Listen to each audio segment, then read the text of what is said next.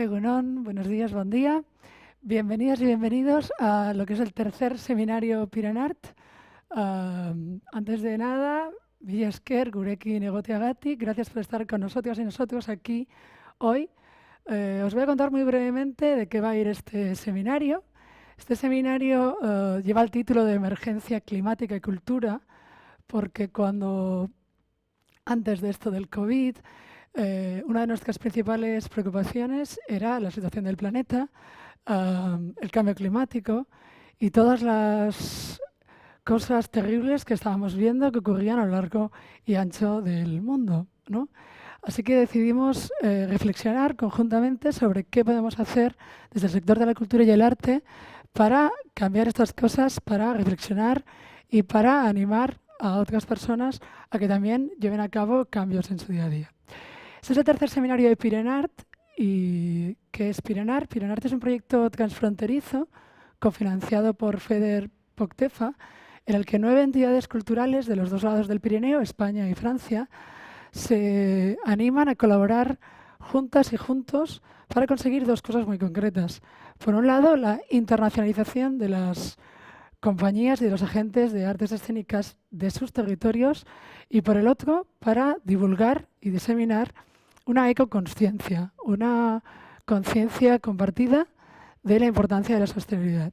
Entonces, hoy vamos a tener a diferentes invitadas e invitados que no solo compartirán conocimientos, casos y un gran saber sobre la sostenibilidad y la cultura de la sostenibilidad.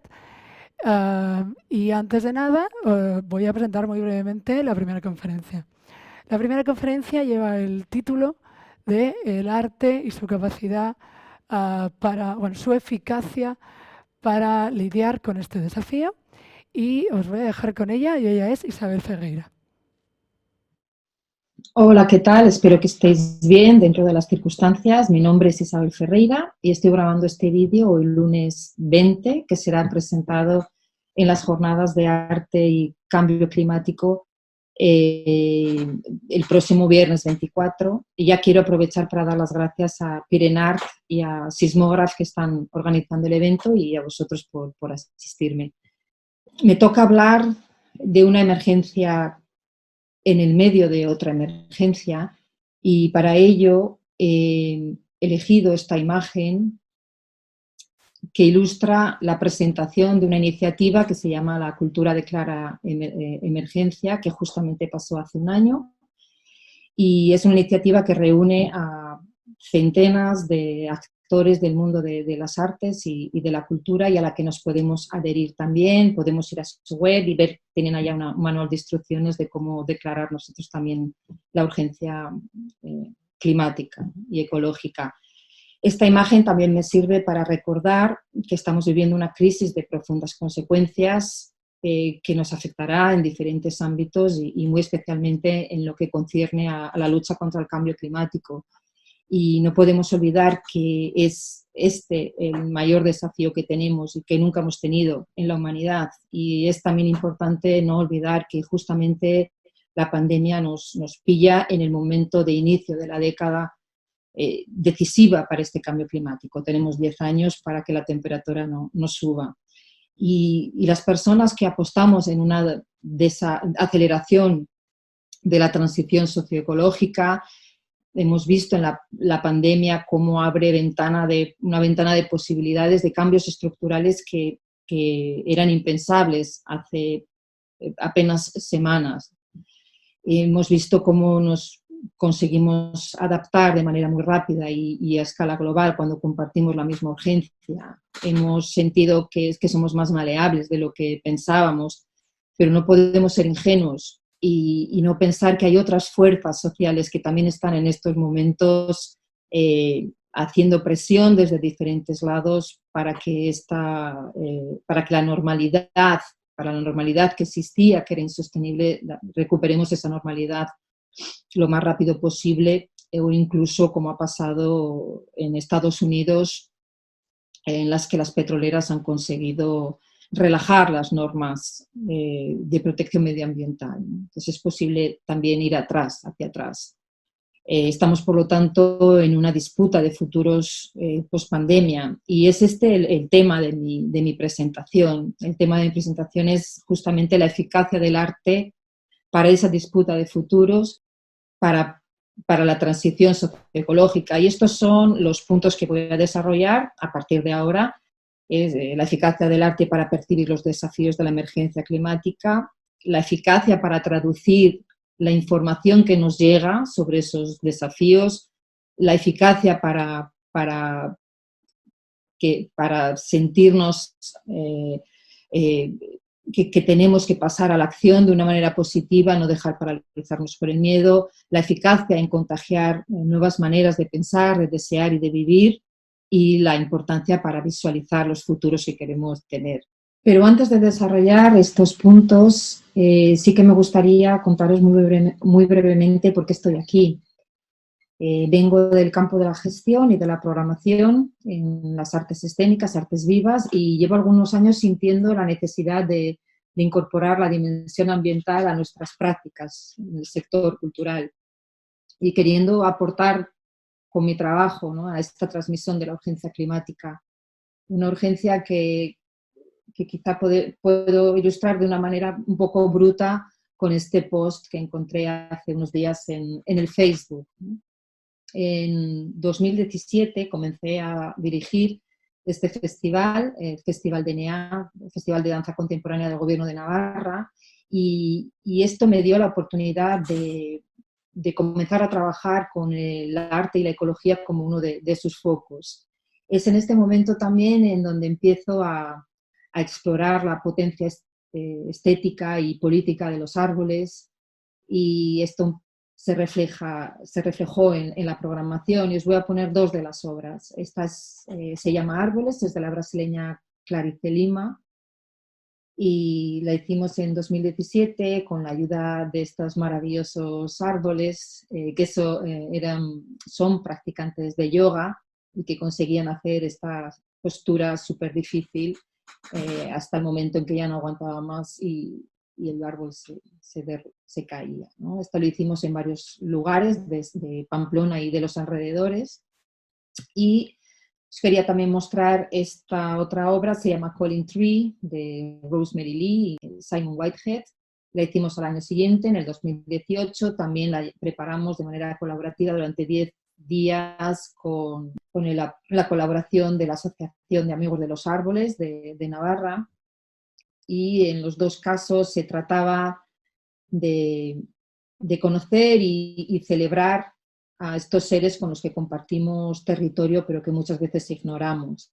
Se trataba de aprender a verles, pero también de escuchar las historias que tienen para contarnos sobre nuestro pasado, sobre el presente y sobre el futuro, ¿no? Los árboles para mí son seres de futuro.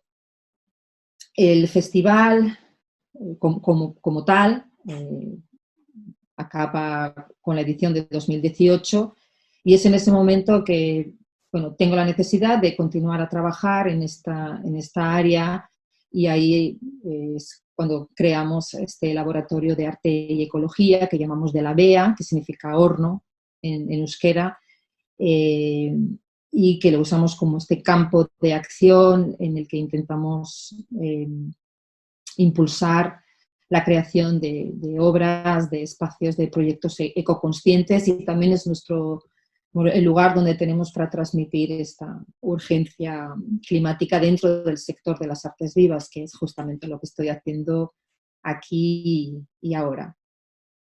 Y como habíamos dicho antes, el arte es eficaz para estimular la percepción y comprender los desafíos del presente, estimular la percepción de que estamos en una transición, en una crisis climática. El arte tiene antenas, los artistas tienen una sensibilidad aguzada para captar las necesidades de la sociedad, para captar lo que está ahí pero todavía no se ve, y traducirlo en historias y en imágenes. Y eso es realmente importante en un mundo hiperacelerado y frenético, ¿no?, lleno de ruido y de flujos de informaciones. En este contexto el arte nos ayuda a percibir de manera íntima, por ejemplo, la fragilidad de la Tierra, ¿no? Este es el efecto que tuvo estas imágenes que se captaron en los inicios del siglo, de la década de los años 70. Esta en concreto se llama Blue Marble, canica azul, y fue tomada por la tripulación del Apolo 17, creo que en 1970. Es la primera en la que conseguimos ver que vemos el planeta iluminado por el Sol, el planeta en todo su esplendor, pero también en toda su fragilidad, ¿no? Es la primera vez en que veíamos imágenes del planeta como nuestra casa común. Y casa es oikos en griego, de ahí viene ecología, ¿no? La ciencia que estudia nuestra casa común. Es en esa época también que nace el movimiento ecologista, es en esa época que se declara el Día de la Madre Tierra, que justamente cumple 50 años, o sea, que cumplirá de aquí a 2 días, en el día 22 de abril. Y nace también la percepción, y para esto os voy a ilustrar con esta portada de este libro, nace la percepción de estar en un planeta vulnerable, aislado en la inmensidad del universo, un planeta isla de recursos limitados, que es justamente de lo que habla este libro de Ricardo Almenar, ¿no? Esta transición entre un mundo del siglo XX en donde la palabra progreso significaba garantizar el acceso a un consumo ilimitado al mayor número de personas posibles, de un siglo XXI en el que la palabra progreso todavía tenemos que encontrarle un significado, ¿no? Quizá acercándonos al concepto del buen vivir, que es este concepto andino, ¿no? Y el arte es también eficaz para traducir los datos científicos, normalmente abstractos y complejos, que nos informan sobre el cambio climático. Los datos son fríos, ¿no? Normalmente no nos llegan, no llegan a tocarnos, no nos conmueven y por lo tanto no nos mueven a tomar actitudes, a cambiar nuestros hábitos. Cuando escuchamos, por ejemplo, que Cataluña emite 45 millones de toneladas de dióxido de carbono al año, no sabemos cómo pensar, no sabemos el tamaño del problema. Y es por eso que existen algunas compañías como esta Carbon Visuals, que se dedica, en este caso en concreto, sobre todo a hacer visible los efectos del cambio climático, ¿no? Voy a poner una animación. Es una animación, en este caso es el dióxido de carbono que se emite en la ciudad de Nueva York. Creo que es un vídeo del 2017, 2018. Ahí vamos viendo cómo segundo a segundo el aire se está llena de dióxido de carbono. Tenemos que pensar que cada bola mediría unos 2 metros de diámetro.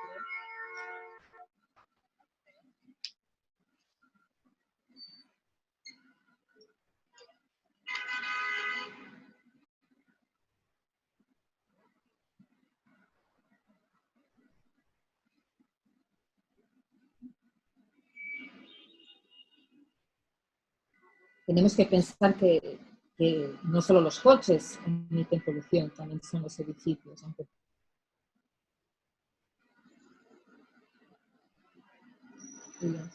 Después de 1 hora de emisiones de dióxido de carbono, de los coches, de los edificios, de las industrias, después de 1 día de emisiones de carbono, este sería el tamaño del problema, ¿no? Que superaría incluso el Empire State Building. Y esta sería la imagen que tendríamos después de 1 año de emisiones de dióxido de carbono. Tendríamos, ¿no?, que tenemos después de 1 año de emisiones.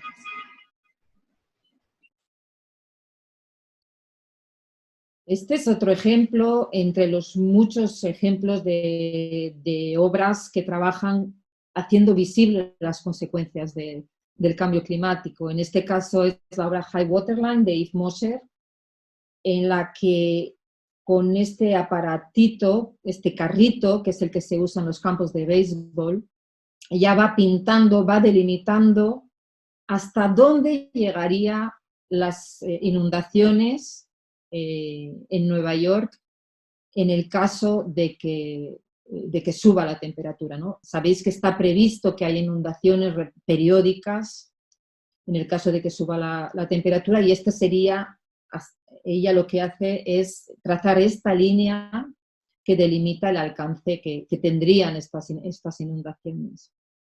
Este es un ejemplo, otro ejemplo de esta alianza, de la eficacia cuando, ¿no?, se alía la ciencia y el arte, y en su trabajo ha utilizado pues esto, desde mapas topográficos hasta imágenes de satélite, hasta toda la data recopilada por el Instituto de Estudios Espaciales de la Universidad de Columbia. Es como varias de las obras que estamos viendo, es una obra participativa, ella anima a las personas a que le acompañen, va repartiendo información a las personas que le preguntan qué es lo que está haciendo, qué es esa línea. Y vamos a ver unos segundos, ¿no? Esta obra la comenzó, creo que era en 2007 en Nueva York, y luego la ha ido repitiendo en otros lugares del mundo.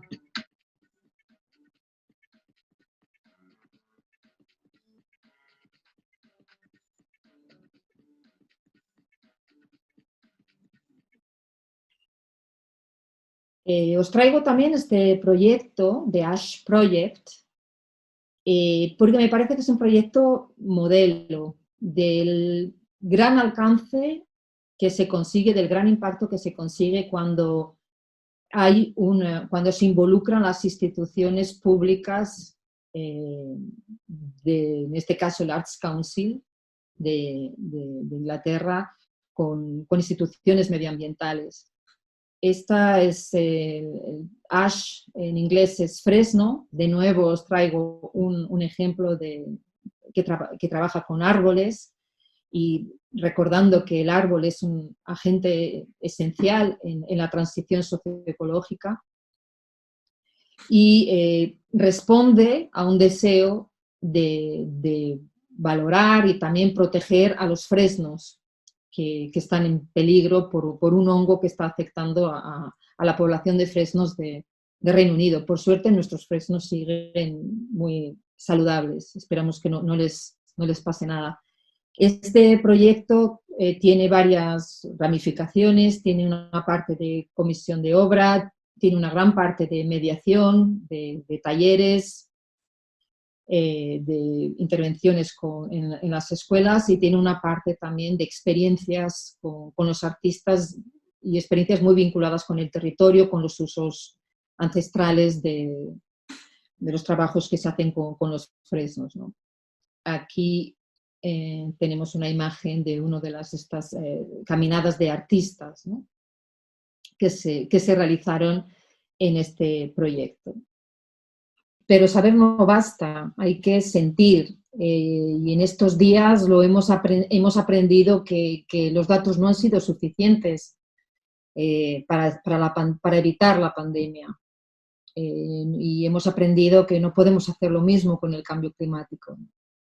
No podemos no hacer caso de los avisos. En el caso de la pandemia se tenían todos los datos hace tiempo de varias fuentes, y todas coincidían que había el peligro de pandemia, y que esta podía ser inminente y que colapsaría los sistemas de salud. O sea, se sabía exactamente lo que podía pasar y lo que ha pasado. Y sin embargo no estábamos preparados. Los gobiernos solo han podido reaccionar cuando hemos sentido los efectos. Una cosa es conocer los peligros y otra cosa es sentir los peligros, ¿no? Pero nos pasa con el cambio climático, también tenemos todos los datos, pero nos pasa como con la rana escaldada. No sé si conocéis el síndrome de la rana escaldada, que es un experimento que no hay que hacer, pero que si echas una rana a un balde de agua hirviendo, la rana va a saltar enseguida y se va a salvar. Pero si echas esa misma rana a un balde de agua fría que vas calentando poco a poco, el metabolismo de la rana se va a acostumbrar y no va a ser capaz de saltar en el último momento antes de llegar a la ebullición. Y es esto, sabemos que estamos en esta agua que se está calentando, ¿no? Sabemos que o reducimos la temperatura en los próximos 10 años o se va a iniciar una reacción en cadena que nos va a llevar al colapso ecológico. Ahora es el momento de saltar, ¿no? Y es el momento de saltar antes de que llegue el shock que nos va a paralizar, que nos va a dejar sin capacidad de reacción. Y he decidido, bueno, para ilustrar esta idea, he decidido poneros esta imagen y un vídeo del Grupo Ecológico de Liberación de la Naturaleza en esta rueda de prensa que hicieron hace poco. Esa es una de sus acciones. Y lo he puesto porque me parece que es muy importante el saber, el sentir, pero el sentir de una manera positiva, con optimismo. Y no un optimismo que viene del buenismo, sino un optimismo que viene porque el optimismo es más eficaz que el pesimismo, que paraliza, ¿no?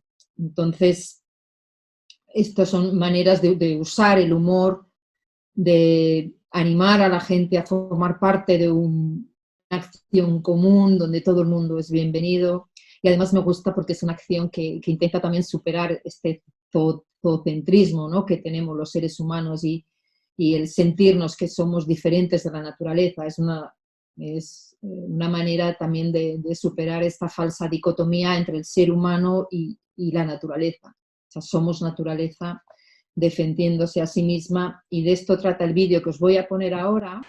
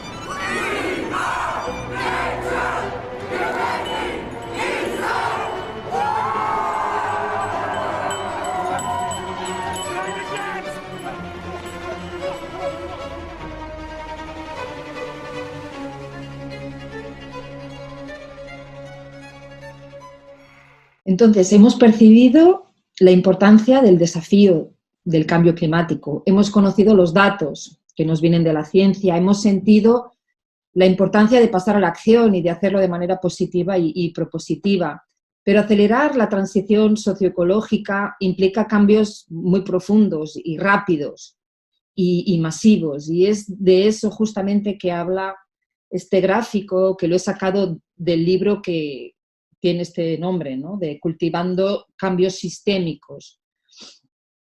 Y ahí podemos ver cómo hay un pequeño grupo que le llama, esta mujer le llama de innovadores, y los pioneros, podríamos decir, 17-18% de la sociedad, que probablemente es ahí donde nosotros, nuestro campo de acción creativa está, que son los que están traduciendo estas necesidades y actuando en el inconsciente colectivo, que es al final el que produce el cambio de creencias, el cambio de mentalidad y con ello el cambio de hábito que necesitamos, ¿no?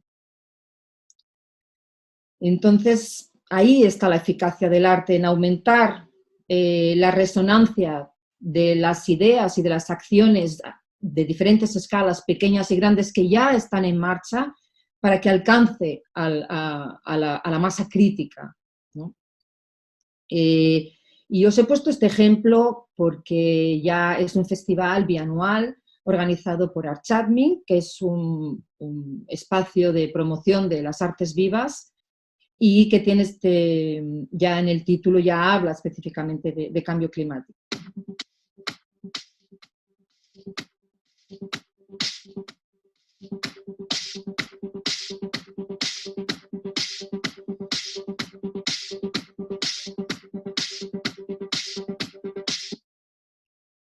Y el festival tiene obras, por ejemplo, como esta, Skilled Climate Deniers, de un dramaturgo, un joven dramaturgo australiano que trabaja siempre muy en contacto con la ciencia y sobre todo en el cambio climático, ¿no?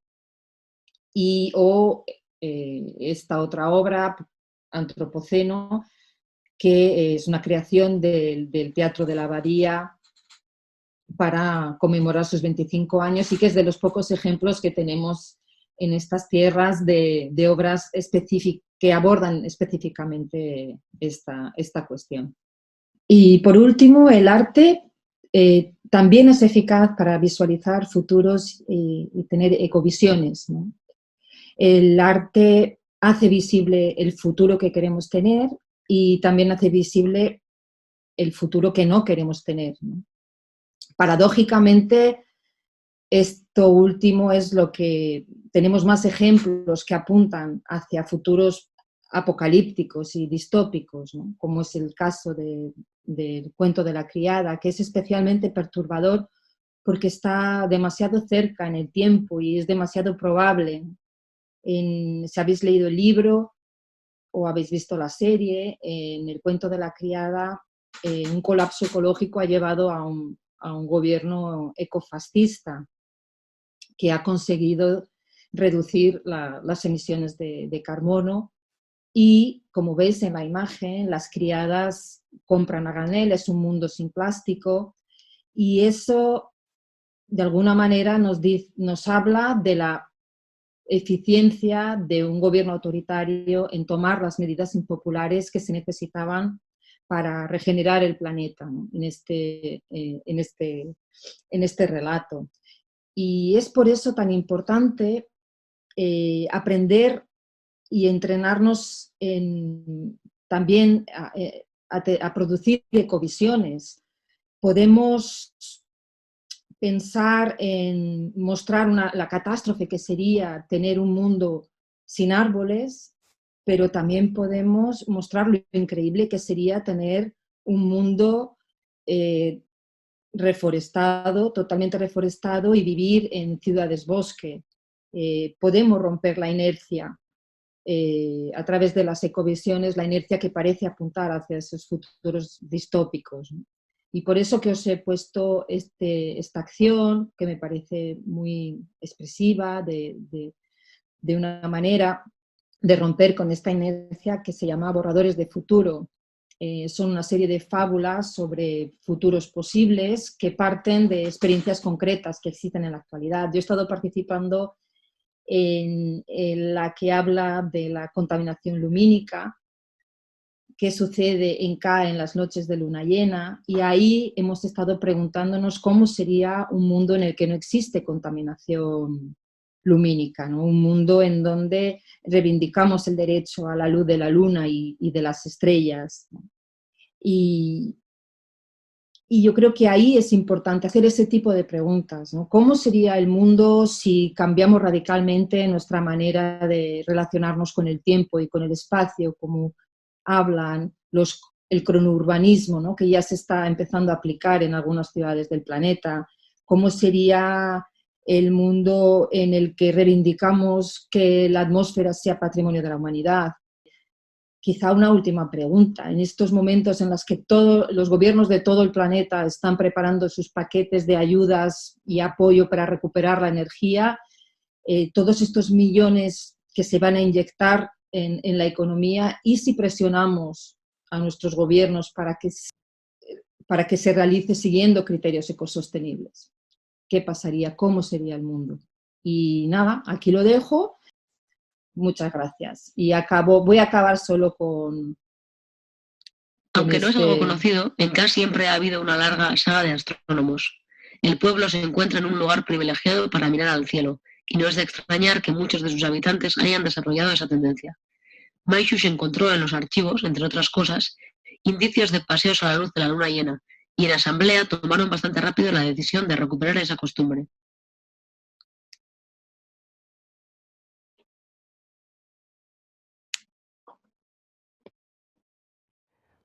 Pues es que ricasco, Isa, muchas gracias. La verdad es que nos dan ganas de pasar a la acción, de irrumpir en bancos, de volver a la naturaleza y de volver a ver el cuento de la criada, ¿no? Que parece que tenía una historia oculta que quizá no todas las personas prestamos suficiente atención. Antes he olvidado deciros algo muy importante. Este seminario no sería posible sin la colaboración de Sismògraf, d'Olot, el festival que detecta el movimiento.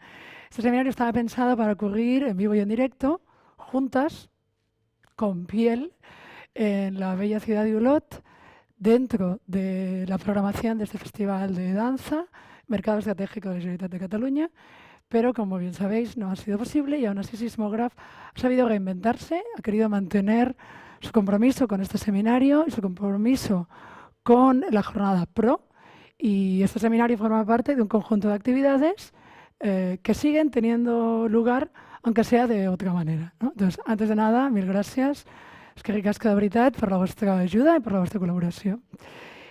Ahora, antes de pasar a la siguiente conferencia, os vamos a poner un videíto que 3 artistas muy generosamente han querido compartir con todas nosotras. Ellos son Héctor Castellanos, Nico Mora y Violeta Borruel, que han sabido juntar voz, música y danza para darnos un poquito de aire fresco, un poquito de aliento desde su balcón. Entonces os voy a dejar con su vídeo que se titula La mar eres tú.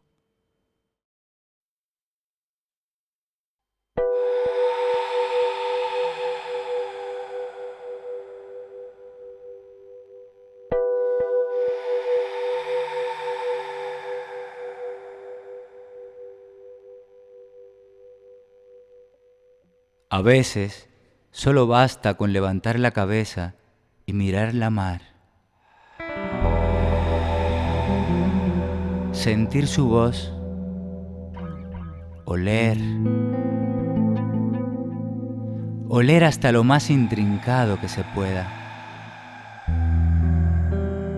A veces nos queda ese instante de luz que es el atardecer, donde las olas se acurrucan en sus sábanas de espumas.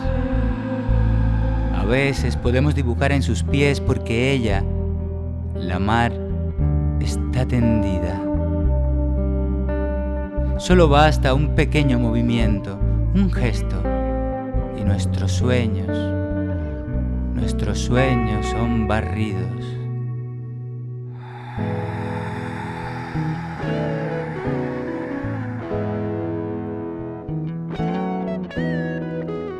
La mar guarda más amantes que barcazas, más poetas que peces.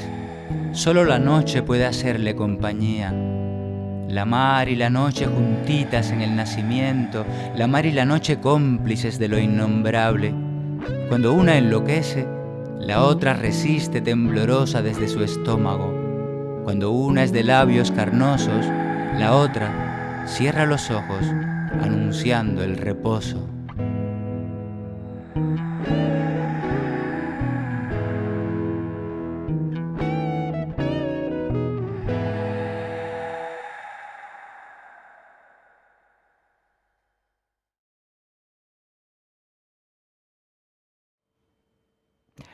Pues muchas gracias a estos tres artistas. Si queréis saber más de su proyecto, tienen un blog que se llama lacancionperdida.wordpress.com, donde os animamos a que sigáis viendo otros de sus trabajos. Y ahora vamos a pasar a escuchar a Blanca de la Torre.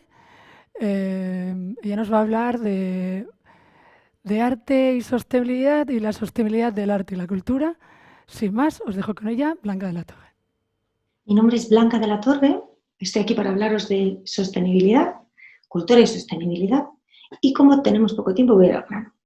En mi trabajo lo fundamental es trabajar en coherencia desde el discurso y desde la práctica, y es por eso que voy a estructurar la sesión en dos partes. En la primera haré un barrido muy rápido por una selección de algunos de mis proyectos, y en un segundo bloque os daré una serie de consejos generales para trabajar de forma más sostenible desde cualquier ámbito de la cultura, para hacer un plan. Voy a empezar mostrando algunas de las obras de esta exposición de Fingers Crossed, que en este momento está cerrada por las circunstancias en que nos encontramos y que daré itinerar la próxima semana al CEDAN, al Museo de Arte y Naturaleza de Huesca, que finalmente pues, se pospondrá para junio. El proyecto lo he co-comisariado junto con Susped y parte de la premisa de que de algún modo los artistas han demostrado ser grandes futuristas, proponiendo otras visiones o alternativas para problemas ecológicos, pues como la contaminación atmosférica, el calentamiento global, sobreexplotación de recursos naturales, problemáticas en torno al agua, etc. ¿Qué es fundamental? Fundamental es el hecho de que buscamos una curaduría sostenible. Utilizar materiales ecológicos, reutilizados, no utilizar vuelos, hacer mínimos envíos. Los textos y los pósters también eran reutilizables, reciclables, ecológicos, y prestamos especial atención a la huella de carbono. Dividimos la exposición en tres secciones, una del presente, el ahora, con acciones prácticas de artistas actuales que se enfrentan a la degradación ambiental desde diferentes ópticas. Como pues, este proyecto que veis de Amy Balkin, que es un archivo de materiales aportados por personas que viven en lugares en riesgo de desaparición, principalmente a causa de problemas derivados del cambio climático.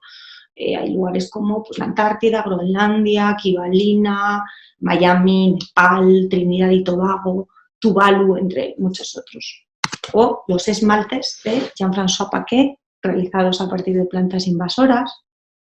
O esta instalación que veis de Soren Dalgar, donde los visitantes están invitados a sentarse en esa silla de playa que veis para hojear el álbum de fotos de su proyecto realizado en las Islas Maldivas, que consistió en crear una empresa local de suministro de frutas y verduras a hoteles y resorts que anteriormente importaban de lugares lejanos. Lo cual, bueno, pues era una locura si tenemos en cuenta la amenaza que sufren las Maldivas, que sabéis que es una cadena de atolones en el Océano Índico que está gravemente amenazada por el aumento del nivel del mar. Aquí tenéis las imágenes lenticulares circulares de corales que han creado Diane Burko y Anna Tass, que nos proporcionan múltiples perspectivas, desde una visión en primer plano bajo el agua hasta una vista de satélite, o miradas microscópicas también, a los movimientos de los pólipos, que son los organismos vivos de un coral, que como sabéis se están decolorando y los arrecifes de coral están desapareciendo a marchas forzadas. Sabéis que los corales son uno de los mejores termómetros que tenemos, digamos, para testear la salud del planeta. Aquí veis, aquí veis el movimiento, las imágenes. Bueno, aquí tenéis el laboratorio de microclimas, que realizan acciones como lo que se conoce como despavimentar, que es eliminar las superficies impermeables para que el suelo pueda absorber las aguas pluviales y reducir el calor. O esta imagen que es de la obra de Carolina Caicedo, que reúne materiales compilados por ella mientras trabajaba con comunidades colombianas, brasileñas y mexicanas, afectadas por la industrialización y privatización de los sistemas fluviales, y explorando las dinámicas de poder asociadas a la corporativización y destrucción de los recursos hídricos. Aquí veis el proyecto de Mary Mattingly, que es un parque ubicado en el Muelle 42 de Manhattan. Ella lo que hace es crear un ecosistema escalable y anfibio que actúa como hábitat temporal para residentes y busca pues, abordar la importancia de descentralizar los recursos básicos mediante la creación de un sistema de vida regenerativa que proporcione alimentos, energía, refugio y agua para sus habitantes a partir de métodos naturales. Estos dibujos que veis aquí, igual un poco de lejos, ahora os pongo una imagen más cerquita, son unos dibujos de oro o dorados, vamos, del artista Mari Belardi, que realiza tras pasar un tiempo con la comunidad guayana, de la Guayana francesa, cuya extracción de oro amenaza gravemente su ecosistema, puesto que el mercurio sobrante de las extracciones queda en el río o en el bosque donde pasa la cadena alimentaria. Aquí os dejo una imagen de primer plano. Belardi se inspira además para sus dibujos en las pinturas corporales que forman parte de los rituales característicos de los Guayana y que también corren el riesgo de desaparecer. Pasemos a un segundo capítulo, que eran artistas pioneros que ayudaron a configurar, digamos, la conciencia ecológica. Como veis aquí a Teresa Mura, quien en la década de 1970 y con el fin de llamar la atención sobre la ausencia de espacios verdes en Varsovia, lo que hace es deambular ocasionalmente por las calles, luciendo esta larga capa vegetal creada por berros, y con ello pues no solo transformaba su propio cuerpo en un espacio verde, sino que se enfrentaba a las prohibiciones del gobierno comunista contra las manifestaciones. O Nicolás García Uriburu, que coloreó con verde fluorescente el Gran Canal de Venecia en el 68, para protestar por su mal estado, y desde entonces estuvo realizando diversas acciones de colorear las aguas contaminadas a lo largo y ancho del planeta. Aquí veis la de Amberes, del 74. Incluimos también un vídeo de Björk, este que seguro que os suena, donde, bueno, ella ya en los años 90, en el 97, hablaba de la complejidad y la fragilidad de la naturaleza, y bueno, aparece en este vídeo en medio de un humeante glaciar alimentado por un volcán, mientras pues, una serie de terremotos descomponen las masas de la Tierra. También nos parecía crucial incluir el primer póster del Día de la Tierra, de 1970, que fue realizado por el artista Robert Rauschenberg, y en él, como veis, en el centro está la tradicional águila calva estadounidense, y luego destacan pues, todos esos tonos turbios y apagados que buscan representar el deterioro ambiental. Veis las ciudades y aguas contaminadas de fondo, depósitos de chatarra llenos de basura, paisajes arrasados por carreteras, por la deforestación, y un gorila que veis ahí a la izquierda, que bueno, también sabéis que es una especie en peligro de extinción. Y finalmente, el último capítulo pues hablaba de un posible futuro, con algunas visiones pues, más tecnológicas, como las conocidas ya cúpulas geodésicas de Buckminster Fuller, que flotan sobre estos paisajes inhóspitos, la almohada inflable de Ant Farm, que sigue siendo un proyecto para un futuro donde la calidad del aire empeore tanto que ya no se pueda respirar, bueno, que es una realidad que en realidad ya está sucediendo en ciudades como Beijing, como Delhi, por ejemplo, Mumbai. O la obra de Elena Lavallés, donde el oro, el petróleo y el carbón son el punto de partida, que se muestran a modo de reliquias procedentes de los lugares de su investigación en torno a las políticas de extracción en Brasil, en Estados Unidos y en Ciudad de México. Ella apunta así a su futura desaparición y establece también una relación entre el carácter religioso de las reliquias conectado con el del capitalismo. Y aquí, bueno, pues también se plantea la desaparición de los combustibles fósiles. Marcos Luitens, quien propone convertir las plataformas de perforación en ciudades en alta mar o en islas que debido a su altura además no se verán afectadas por el aumento del nivel del mar. O finalmente, esta vídeo roca de Ana Moreno, que muestra un escenario ficticio post-catástrofe, cuyos protagonistas son pioneros de un proyecto piloto en el que deben documentar su estilo de vida para su aplicación potencial a nivel global. Y para los que estéis interesados en investigar la intersección entre la cultura y el cambio climático, desde cualquier disciplina, os recomendaría que os presentéis a esta residencia de investigación, a ArtSail. Yo la realicé hace tiempo, creo que fui la segunda residente en Miami, para investigar las problemáticas del agua. En mi caso, en especial, fue también el diseño de los corales, que es un tema que me obsesiona. Bueno, como decía, el tema del agua lo he abordado en numerosas ocasiones.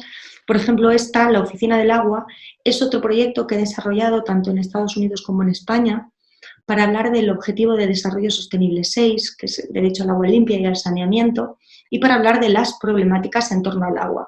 Os voy a mostrar solamente 2 o 3 ejemplos de la Oficina del Agua en Washington y la Noche Blanca en Oviedo. Uno de ellos es el invernadero móvil que Santiago Morilla itineraba por la ciudad de Oviedo durante la Noche Blanca, y otro es aquí, y otro es este proyecto de Juan Zamora para leer la contaminación del agua en clave de música. Lo que hicimos, como veis en estas imágenes, es recolectar muestras de agua de diferentes lugares a lo largo de todo el río Potomac en barco.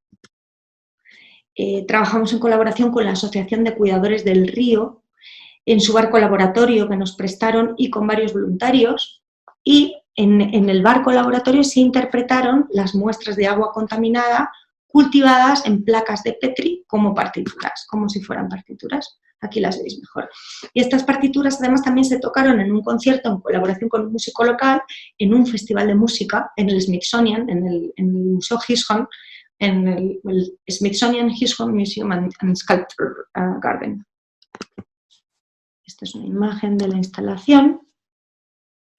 Y aquí veis cómo tomábamos también las muestras de agua en diferentes zonas del río, de un proyecto de Juan Lee Carrión, dentro de la misma Oficina del Agua. Aquí Juan Lee Carrión utiliza textiles de origen alimenticio que reaccionan cambiando de color según el pH del agua, para analizar la contaminación también de diferentes sistemas de agua. Bueno, en este caso para el artista y sus colaboradores recolectaron 4 muestras de agua diferentes del sistema de agua de Washington, y luego, utilizando repollo morado, que veis aquí, cultivado localmente, crearon tintes sensibles al pH, estos que veis aquí, que se impregnaron en telas de algodón, revelando los diferentes niveles de contaminación del agua en una gama de colores. No está manipulado, para nada. Y luego en la exposición lo que hace el artista es mostrar los trabajos resultantes en forma de esta instalación textil a modo de cortina. Este proyecto conecta además con otro que realizamos el año anterior, PHY se llamaba, que produjimos en la India y que se presentó en la National Gallery de Delhi. Lo que hicimos es realizar un viaje a lo largo de 2 semanas por el río Yamuna, o a lo largo de todo el río Yamuna, que es uno de los más contaminados del planeta, para ir tomando agua de sus diferentes zonas. En esta ocasión, Juan Lee escogió la raíz madder, que se llama Rubia cordifolia, cultivada localmente, para crear un tinte de nuevo sensible al pH, impregnado esta vez en piezas de fieltro de lana blanca. Como el tinte, una vez más, varía de color dependiendo de la acidez del agua, las piezas de fieltro resultantes pues muestran los diferentes niveles de contaminación en una gama de tonos de rojo. Aquí veis. Uno de los puntos cruciales, además, de este proyecto no solo era revelar los grados de contaminación en torno al agua del río, que es uno de los ejes en torno al que gira la vida de la sociedad allí, sino la interacción con sus habitantes durante todo el proceso. Y esto me lleva a la importancia de preservar los modos de producción locales. En este proyecto, el proyecto Cromática, que comisarié de la artista mexicana Tania Candiani, bueno, este proyecto lleva varios años itinerando en museos mexicanos. Ahora mismo se encuentra en el Centro de Arte Contemporáneo de Albuquerque, que lamentablemente está cerrado también. Originalmente se produjo en el MACO, el Museo de Arte Contemporáneo de Oaxaca, y toda la exposición está realizada a través de materiales naturales, siempre locales y siempre buscando la reconversión y reutilización de materiales. Y especialmente algo que nos parecía fundamental: el rescate de las tradiciones locales y la colaboración con los artesanos de la zona. Bueno, son 3 los colores que actúan aquí como epicentro conceptual y que a su vez nos conectaban al espectador con los 3 grandes reinos de la naturaleza: el animal, proveniente del rojo de la grana cochinilla, el vegetal del azul añil y los pigmentos minerales que se utilizan para la realización del amarillo. En el centro de la sala se encontraba este gran tapiz que veis, realizado por un tejedor de Teotitlán del Valle, de allí de Oaxaca, que ilustraba por medio de un gráfico las ideas centrales que se tejen en la exposición. Y aquí veis otra de las piezas clave, bueno, este era el telar donde se iba tejiendo, y esta es otra de las piezas clave dentro del proyecto, que es un telar transformado en instrumento musical. O esta, que es otra de las piezas clave dentro del proyecto, es una de las instalaciones que estaban vivas, un espacio rojo, donde se podían ver las pencas de nopal con la propia grana desde su nacimiento en sus diferentes estados de crecimiento, para mostrar cómo se cultiva, cómo se extrae el pigmento de la grana cochinilla, el pigmento del rojo, y también esta serie de bordados sobre todo el proceso de producción de la grana cochinilla. Os estoy mostrando solo unas pocas de las piezas que mostraban el proceso en la exposición. Aquí donde se veía toda esta serie de metates donde se muele la grana que se recolectaba en la instalación que acabamos de ver.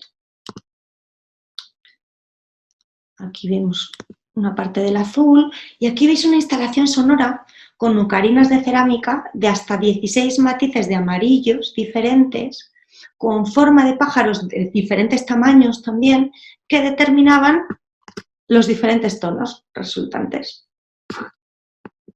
O aquí una imagen de la comunidad indígena de mujeres rarámuris con quienes colaboramos para la realización de otra de las obras, y aquí entra en juego otro punto fundamental que también habla de sostenibilidad en el sentido de inclusión, y es que pusimos toda la documentación de la exposición también en su lengua rarámuri.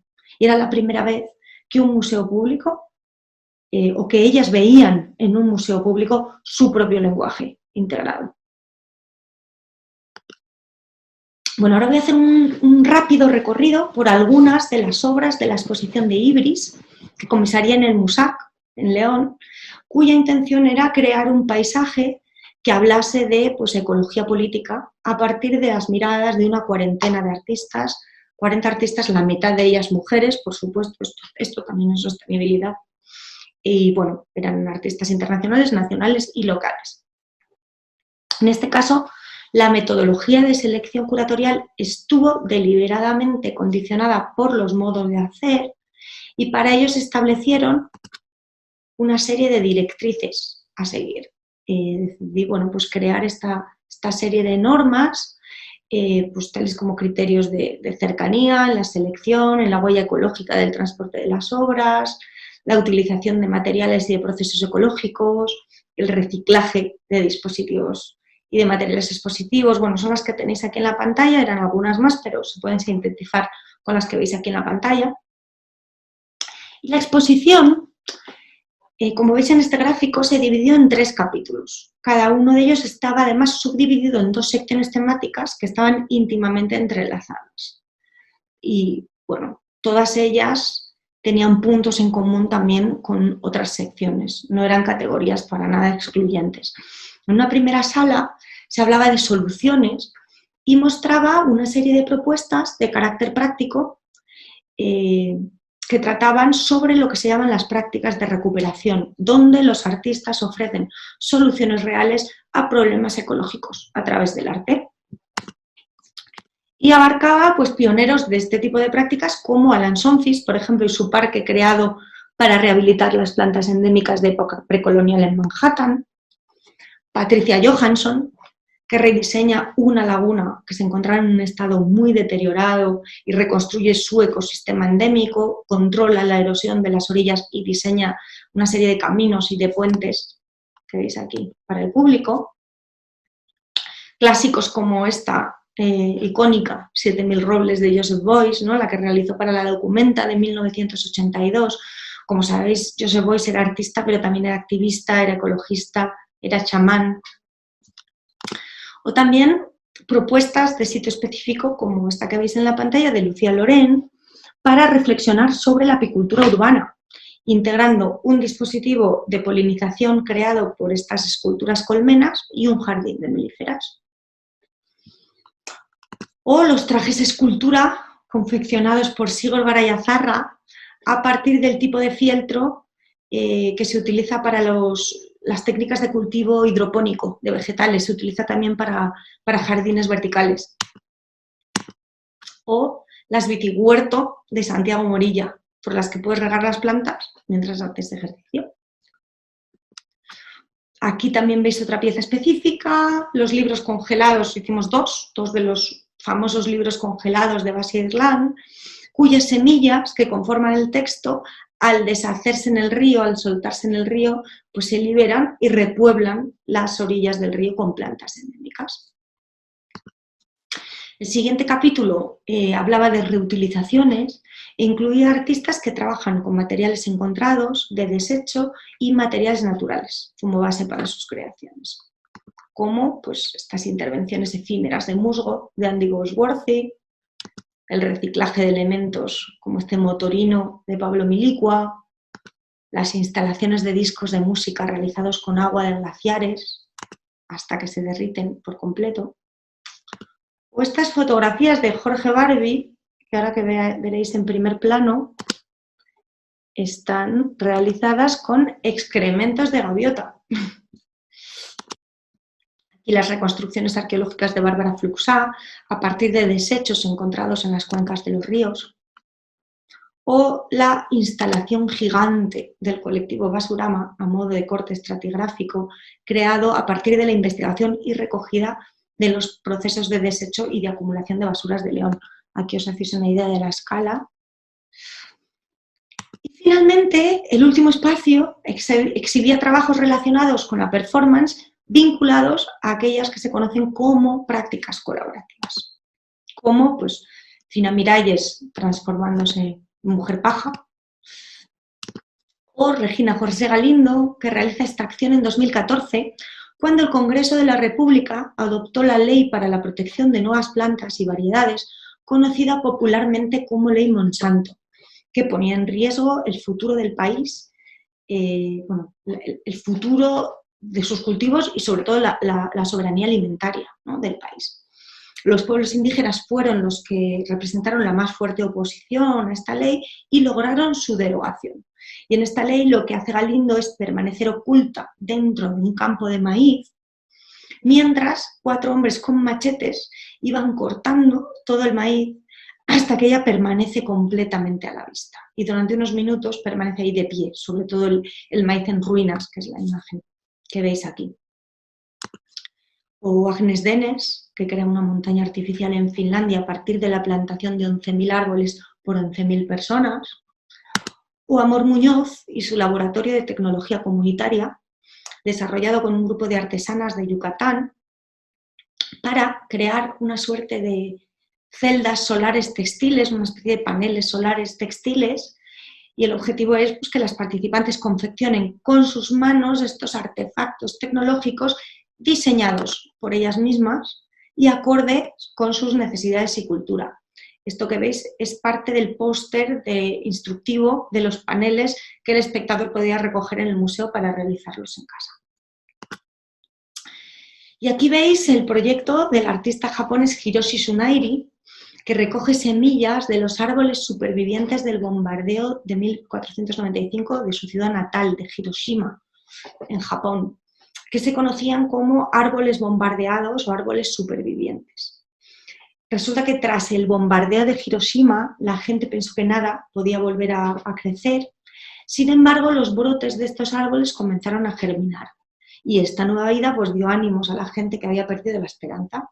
Lo que hace Tsunairi es distribuir sus semillas a lo largo de todo el mundo y realizar a través de su blog el seguimiento de los participantes, que son ya más de 400 a lo largo de 23 países diferentes. Y aquí veis la imagen mía en mi pueblo con uno de los árboles que llevé a la exposición, trasplanté uno de ellos, porque yo cuando conocí al artista hace más de 10 años me dio 3 de esas semillas, las planté, me salieron 2 de esos 3 árboles y uno de ellos lo llevé a que continuase creciendo en el espacio expositivo. Y bueno, como vamos mal de tiempo, voy a concluir este primer bloque haciendo solo mención a la exposición Imbalance que comisaría en el Museo Lasnia en Gdansk, en Polonia, y que se asentaba sobre las bases de bueno, que tenemos que reexaminar nuestras concepciones de naturaleza, ¿no? Y os voy a mostrar solamente una de las obras que la artista Cecilia Malik, de allí de Polonia, creó como respuesta ante una nueva ley en Polonia que permitía talar cualquier cantidad de árboles sin solicitar permiso ni siquiera informar a las autoridades. Este proyecto ella lo conecta con uno anterior por el que trepó a 365 árboles, uno cada día del año, y cuando Malik empieza a notar que, con motivo de la ley que he comentado, algunos de los árboles a los que había trepado habían sido talados, pues como gesto simbólico lo que hace es comenzar a hacer fotos de ella misma sentada sobre los troncos de estos árboles, amamantando a su hijo y publicándolos en las redes sociales. ¿Qué pasó? Que el efecto se hizo viral y que poco después madres de toda Polonia comenzaron a unirse a la acción y convirtieron el proyecto de Malik en una acción colectiva. Bueno, pues vamos a pasar ya a la segunda parte. Vamos a comentar qué es un evento sostenible y voy a hacer muy rápidamente, voy a daros unas pinceladas para crear un plan, para hacer un evento sostenible. Aquí os dejo la definición de la UNED.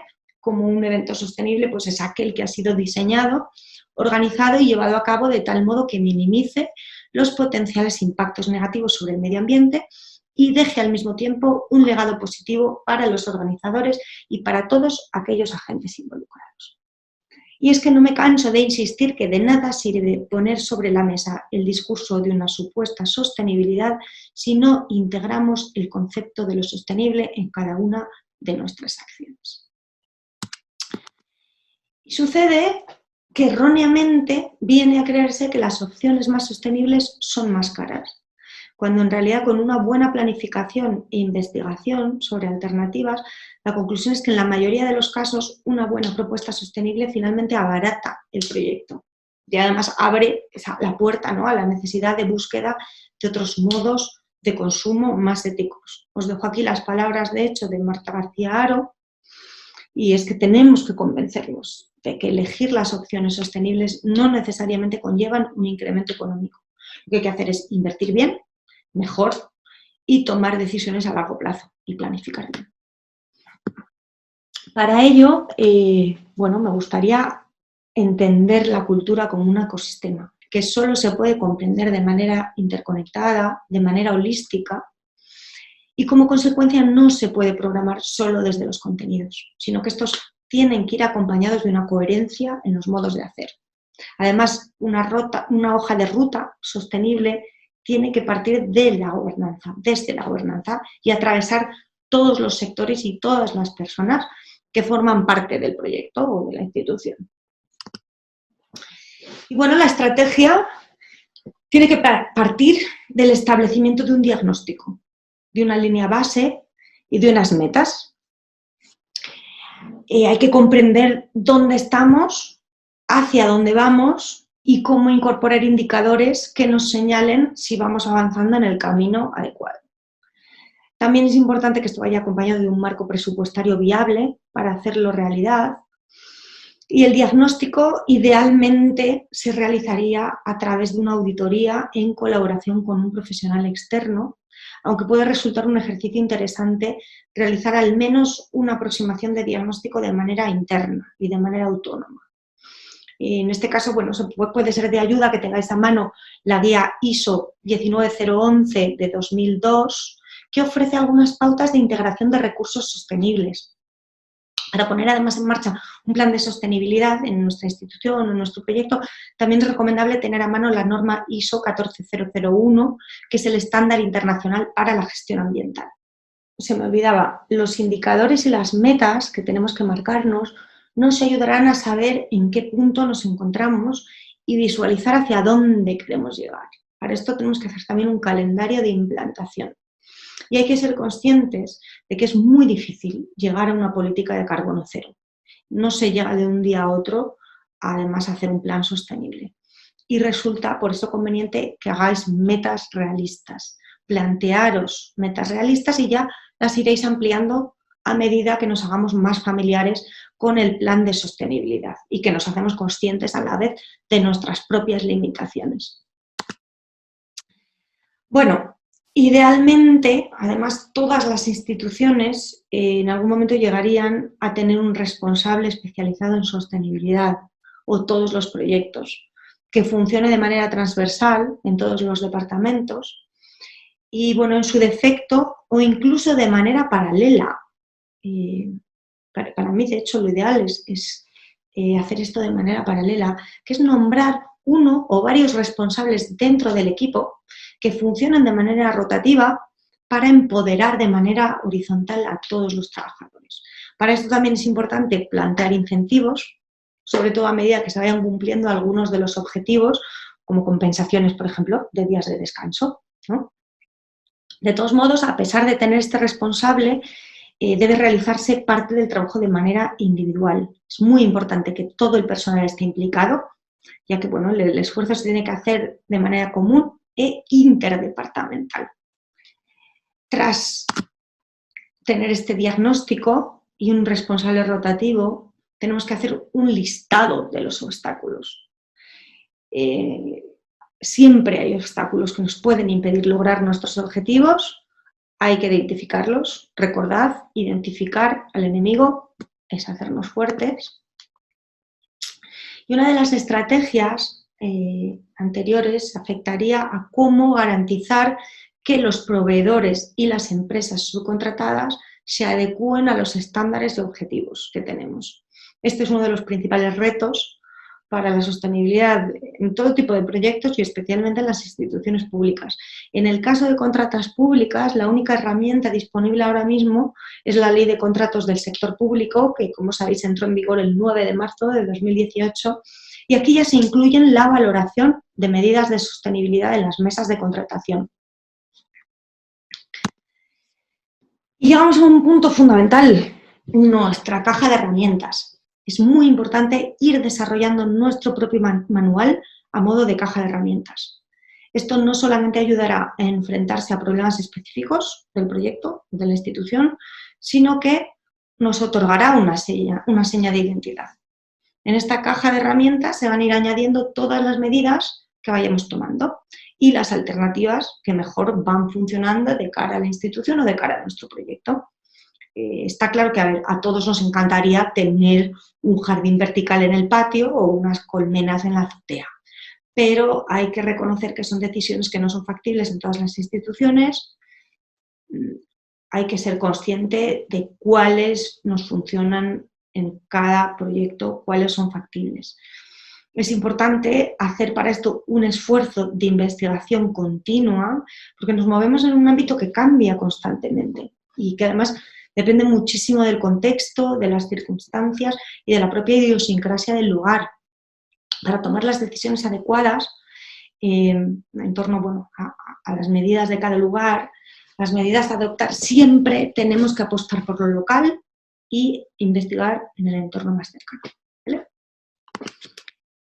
Y la base de implantación de estas normas y de esta caja de herramientas debería consistir en sesiones de aprendizaje colectivo.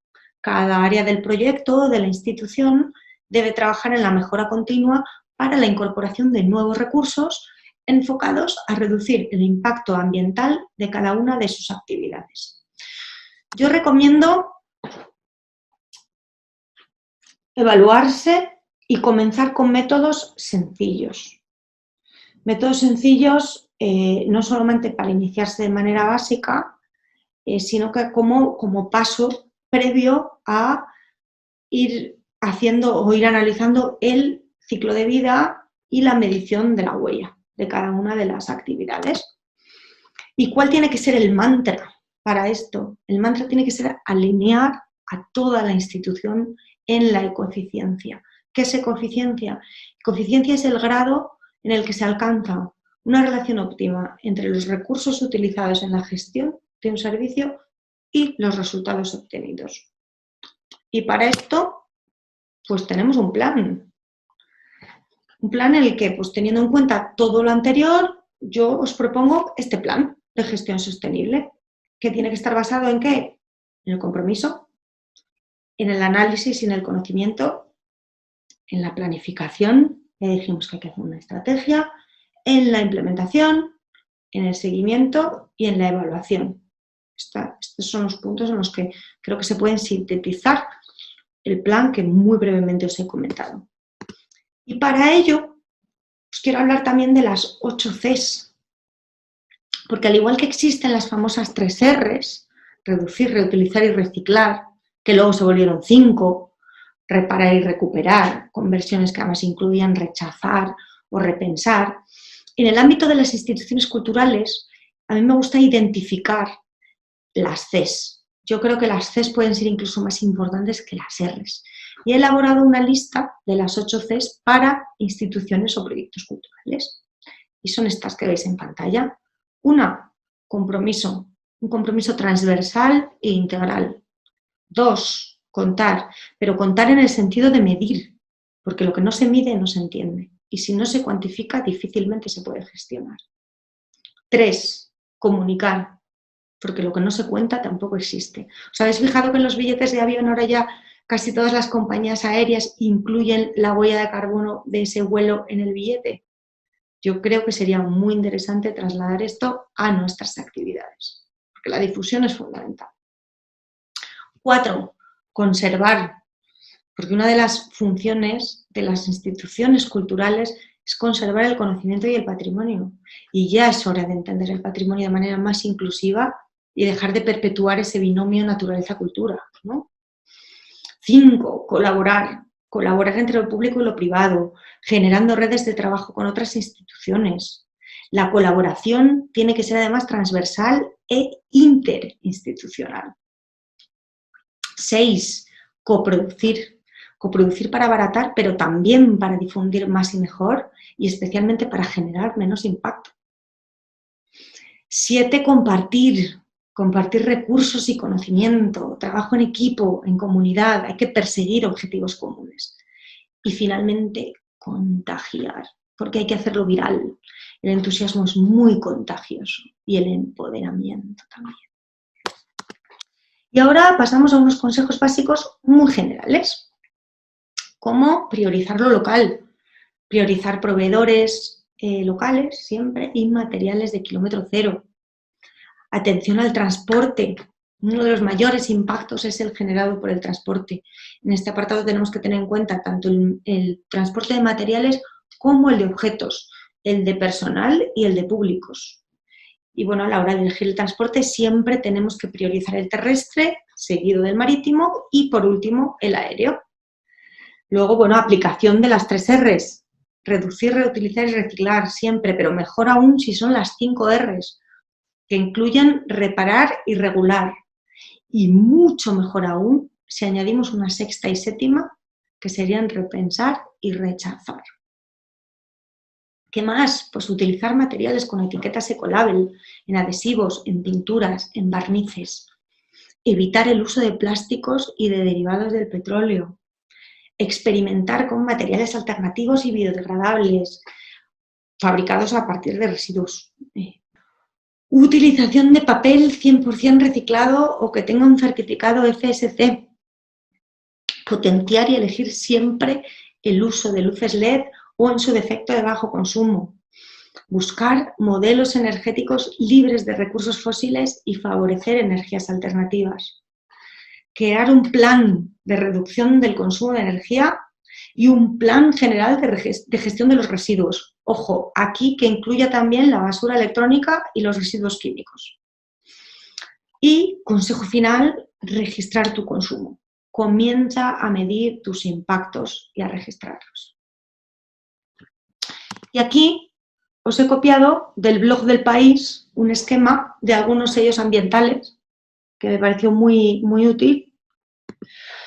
También es fundamental tener presente el análisis del ciclo de vida, que es la técnica para evaluar los impactos ambientales asociados al proyecto desde su origen, ojo, desde el principio. Y lo ideal es que nos vayamos familiarizando con las calculadoras de carbono.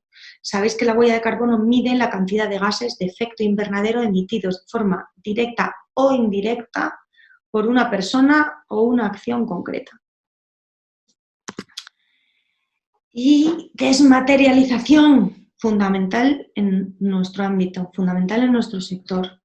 Sabéis que los materiales de bajo impacto ambiental son los extraídos directamente de la naturaleza que consumen menos energía al requerir menos procesamiento. Y a pesar de que es mejor optar por estos, por supuesto, tenemos que ir avanzando hacia lo que se conoce como desmaterialización, que es simplificar. Vamos a simplificar al máximo los diseños, buscando además incentivar más la imaginación, eliminando materiales innecesarios. Yo creo que como en casi todos los ámbitos de la vida, intuir puede ser mucho más interesante que mostrar, y en nuestro sector muchísimo más. Y aquí un aspecto en el que incido mucho siempre, que es que debemos interiorizar que las mal llamadas pequeñas decisiones nunca son pequeñas. Como yo digo, las pequeñas decisiones no existen. ¿Os imagináis que pudiéramos sumar estas supuestas pequeñas decisiones que se toman cada día en todo el mundo? Como decidir si imprimir o no un documento, si es imprescindible la reunión física o se puede hacer por Skype, si ese envío es necesario, o ese envoltorio, o esa caja, o esas descargas de internet, o esos aparatos encendidos que nadie utiliza, o que la empresa de mensajería utilizada vaya en bicicleta, por ejemplo. Y finalmente, ya para terminar, fundamental, utilizar la imaginación. Hay que apostar por lo diferente y por lo innovador. El único modo de avanzar en la búsqueda de soluciones más sostenibles es apostar y arriesgar con medidas novedosas. Muchísimas gracias. Bueno, pues muchas gracias a ti, Blanca de la Torre. La verdad es que este seminario a mí personalmente me ha permitido conocer más a fondo el tipo de proyectos que haces, que son francamente alucinantes, que yo creo que a todas las personas que estamos siguiendo este seminario nos abren ventanas a la imaginación, ¿no? Proyectos como, yo qué sé, los libros helados, que son francamente sueños y posibilidades maravillosas. Gracias por todo, de verdad. Y luego también gracias por esto que tú comentabas, ¿no? Un evento sostenible no tiene por qué ser más caro y las pequeñas decisiones no existen. Y una prueba de ello es este seminario. O sea, cuando se decretó el estado de alarma y comenzamos a temer que quizá no podíamos encontrarnos físicamente, todas y todos en Ulot, pues tomamos la decisión quizá arriesgada de vamos a probar a hacerlo online. Y bueno, esta es la prueba, ¿no? Tenemos a 60 personas en Facebook, 200 en YouTube, más personas quizá que las que hubiéramos podido saludar en vivo y en directo, pero esa pequeña decisión no lo ha hecho más caro y quizá nos permite innovar en algo que nos lleva por otros caminos, ¿no? Entonces, gracias, yo celebro lo que has comentado, es verdad, esas pequeñas decisiones no existen. Y ahora os voy a dejar con un vídeo titulado Mazorca, que Blanca nos ha comentado un poco. Es la acción de Regina José Galindo cuando se lanzó la ley Monsanto. Entonces, yo quiero poneros el vídeo que ya nos envía muy generosamente desde Guatemala y os dejo con Mazorca.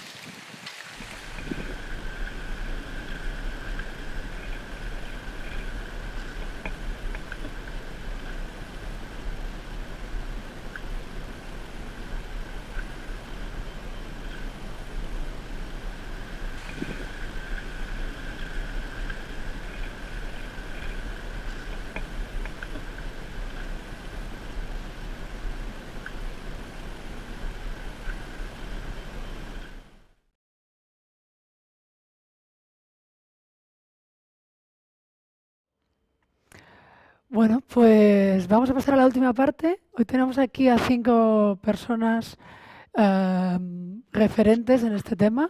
Entonces, yo quiero que se presenten. Entonces, si os parece, empezamos con Isabel Ferreira, del proyecto La Vea. Hola, Isabel. ¿Qué tal? Hola, ¿qué tal? Pues nada, que estoy súper contenta de estar aquí. Siempre tengo muy presente que se necesitan más iniciativas como estas, más obras, más libros, más óperas, más seminarios, más presencia en las escuelas y claro, me da un gran placer estar participando de este seminario que además es dentro de mi propia área, ¿no? Que es el sector de las artes vivas y que a pesar de que en principio estamos en las artes, que es un campo que se alimenta de la realidad, de las urgencias de la realidad, siempre me ha parecido que de alguna manera estábamos en un poco sin prestarle la atención que me parece que hay que prestarles, ¿no? Entonces, nada, encantada. ¿Podrías explicarnos muy brevemente en qué consiste el proyecto Alavea, si eres tan amable, o cuál es su vínculo con la sostenibilidad, aunque antes hemos visto un poquito en el vídeo? Sí, bueno, la BEA, que es Laboratorio de Arte y Ecología, en un principio, como os he explicado antes, nace después de que, bueno, ya empiezo a trabajar más en profundidad en ese momento yo estaba haciendo un máster de cultura visual, que lo dirijo hacia la cultura visual del antropoceno o capitaloceno, como queramos llamarlo, que trae, pues, que también es susceptible de ser analizado desde un punto de vista también estético, con sus nuevos formatos, referencias y temáticas. Y una de ellas es, como he dicho antes, bueno, pues por los árboles, ¿no? Como un agente esencial dentro de la transición económica, socioecológica. Y entonces hay un interés, por un lado, de seguir investigando por ese camino, pero también de impulsar más acciones y más obras y acompañar las obras ecoconscientes que nos parecía que había que darles apoyo. Y la BEA nace también de un proyecto que creo de la creación de un espacio de residencias de arte y ecología para el Ayuntamiento de Pamplona, que se paró con el cambio bueno, pues porque hubo las elecciones y se paró y ahora, bueno, pues esperamos que con el nuevo ayuntamiento podamos llevarlo a cabo. Es un espacio de arte y ecología en un ecoparque que justamente está en el centro de Pamplona. Y de ahí nace la BEA, es un espacio, un campo de acción de personas que creemos que es importante bueno, pues transmitir la urgencia climática, ¿no? Desde el lado de las artes. Desde la arte, muy bien. Perfecto. Blanca de la Torre, Blanca, gracias. ¿Puedes presentarte muy brevemente, por favor? Claro, bueno, yo soy Blanca de la Torre, soy comisaria de exposiciones, ensayista, directora de proyectos, historiadora del arte también, e investigadora, y llevo muchos años trabajando en esa intersección entre la cultura y la ecología, me interesa especialmente la ecología política, y bueno, pues creo mucho en el poder del arte y de la cultura como soft power, pero también mi gran empeño es que desde el sector cultural prediquemos con el ejemplo. Es decir, creo que no solamente hay que trabajar desde ese lado simbólico, por muy potente que sea, sino que hay que trabajar y poner también sobre la mesa lo sostenible en las acciones y en los modos de hacer. Creo que, pues bueno, de hecho la huella de carbono del sector cultural es muy grande, es mucho mayor de lo que creo que la mayoría de la gente cree y tenemos que trabajar para reducirla, porque de nada sirve toda esta ecorretórica que sobre todo escuchamos, ¿no?, últimamente, si no, bueno, pues no tomamos medidas para realmente desde nuestro sector trabajar desde una manera mucho más ecoconsciente, ¿no? Perfecto, muchas gracias. Tenemos con nosotros a Roberto Ramos, del CEDAN. Hola, Roberto. ¿Puedes contarnos brevemente qué es el CEDAN y qué hacéis desde el CEDAN? Muy bien, pues el CEDAN es, bueno, el Centro de Arte y Naturaleza, está en Huesca, es una fundación que trabaja fundamentalmente en las relaciones entre el arte contemporáneo, la naturaleza y el paisaje, ¿no? Parte, en principio, de una iniciativa, bueno, pues de un pintor, de José Beulas, ¿no? Que vivió aquí en Huesca y que era un pintor paisajista, y por otra parte de una colección sobre arte y naturaleza, de esculturas en el paisaje de la provincia de Huesca, que impulsaba desde mediados de los años 90 el área de artes plásticas de la Diputación y, bueno, pues con la dirección científica de Javier Maderuelo, ¿no? Que es un catedrático de arquitectura del paisaje, ¿no? Ya jubilado, pero que eso permitió crear dentro de lo que es la propia provincia pues una serie de obras, ¿no? Que ya reflexionaban sobre esas relaciones, ¿no? Que siempre ha tenido el artista con la naturaleza y que surgen fundamentalmente pues, desde finales de los 60 y los años 70 a partir del movimiento Land Art, ¿no?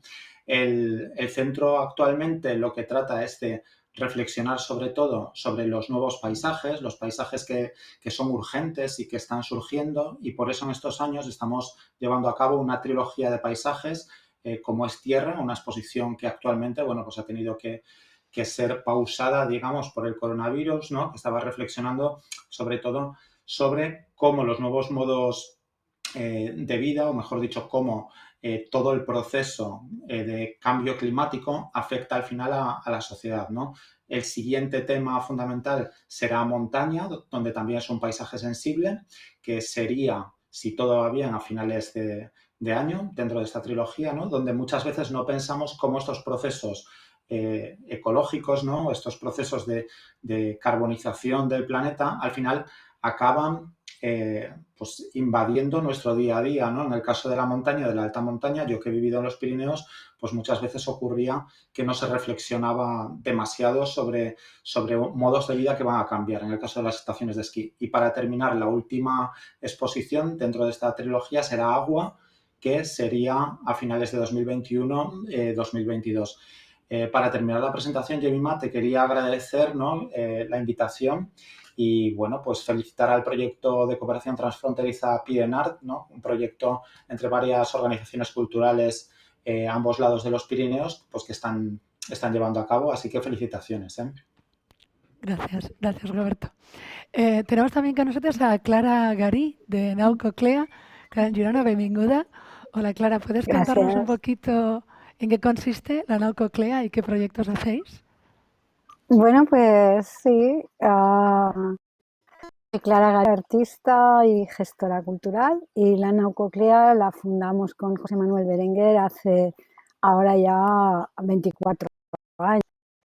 Un centro dedicado a la investigación interdisciplinar. Tenemos muchos proyectos relacionados sobre todo con el cuerpo, con el arte sonoro y con la naturaleza.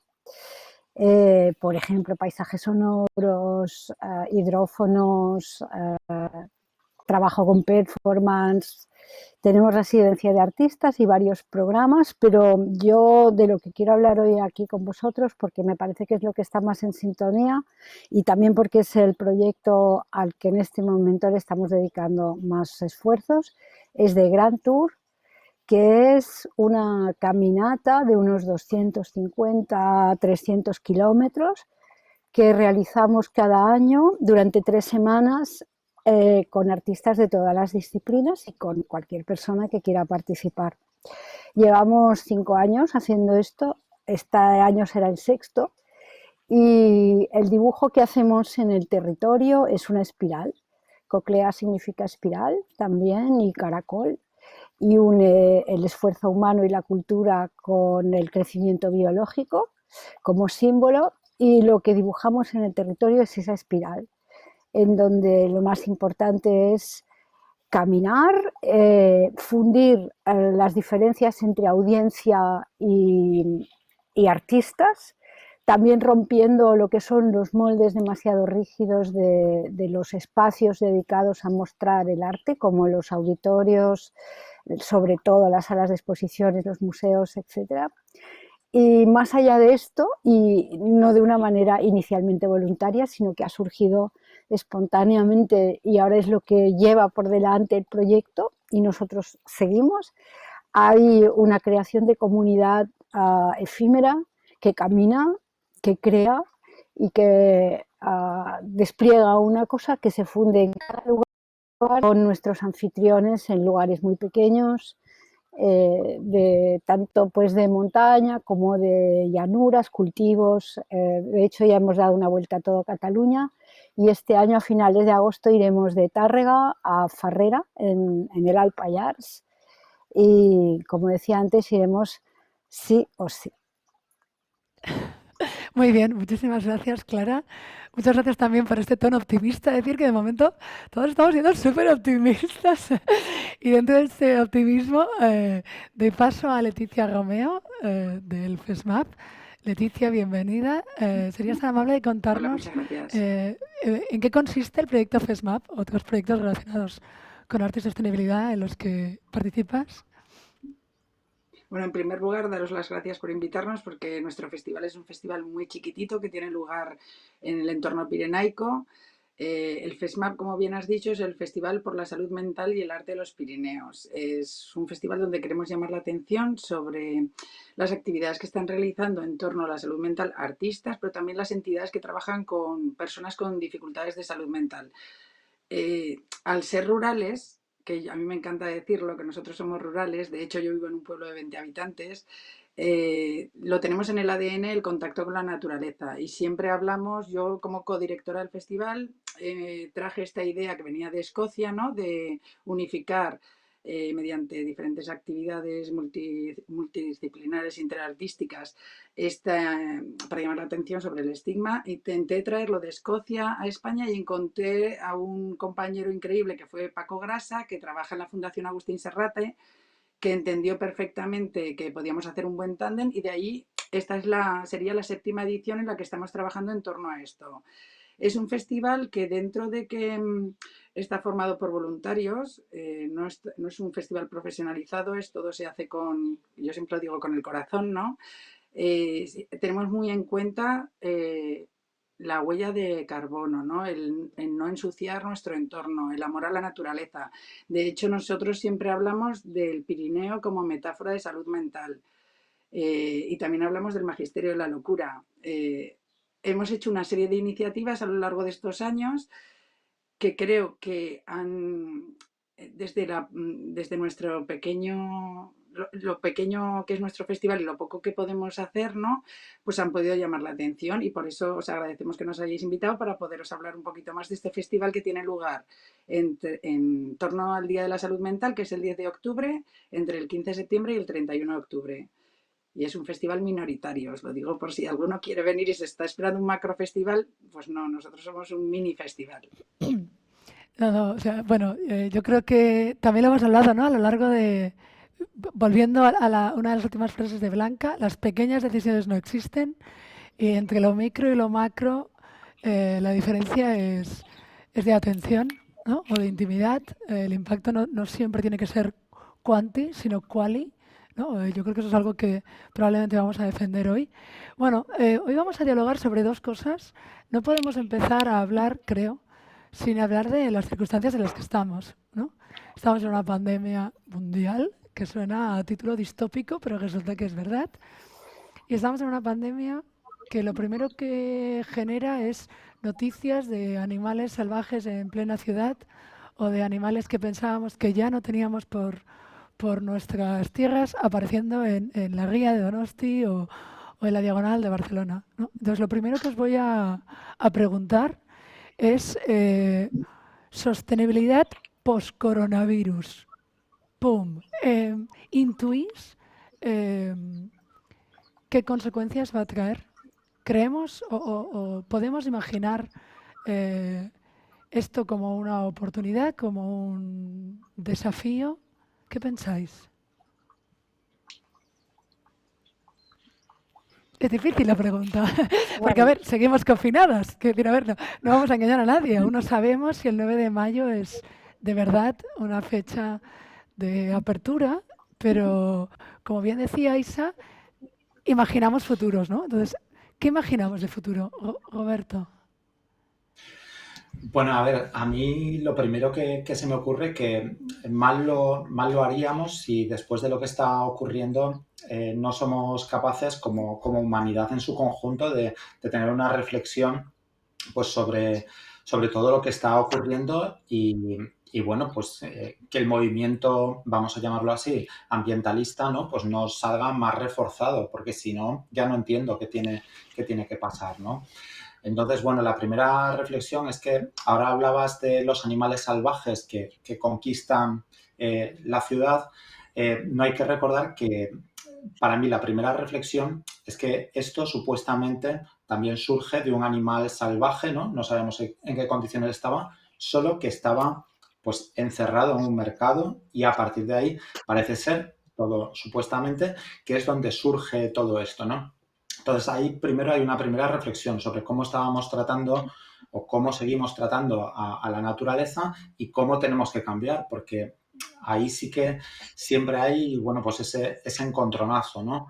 Y para mí, bueno, pues también me enseña desde cualquier punto de vista a que hemos sido, bueno, lo que más me ha enseñado es que como seres humanos tenemos que aprender a ser un poco más modestos, ¿no? Yo creo que lo habíamos versado casi todo a la técnica, a la tecnología, ya desde hace varios siglos, ¿no? Y a lo mejor algo que siempre estábamos diciendo de volver a lo humano, yo sé que es muy fácil decirlo y luego, pues bueno, como bien decía Isabel al principio de su conferencia, ya hay gente trabajando en que las cosas no cambien, ¿no? Que siga todo igual. Pues precisamente yo creo que la reflexión ahora por la que me preguntabas tiene que ser el intentar hacer desde el sector cultural un contrapeso, ¿no? Para que esto no suceda. Gracias. Si os parece, vamos a tratar de seguir el orden de palabra. Entonces, primero Blanca y luego Clara, por favor. Sí, dime, Blanca. Yo personalmente lo que veo es como un mundo mucho más polarizado, ¿no? Creo que todo esto va a desembocar en pues, un mundo mucho más sesgado o sesgado de una manera mucho más radical en dos.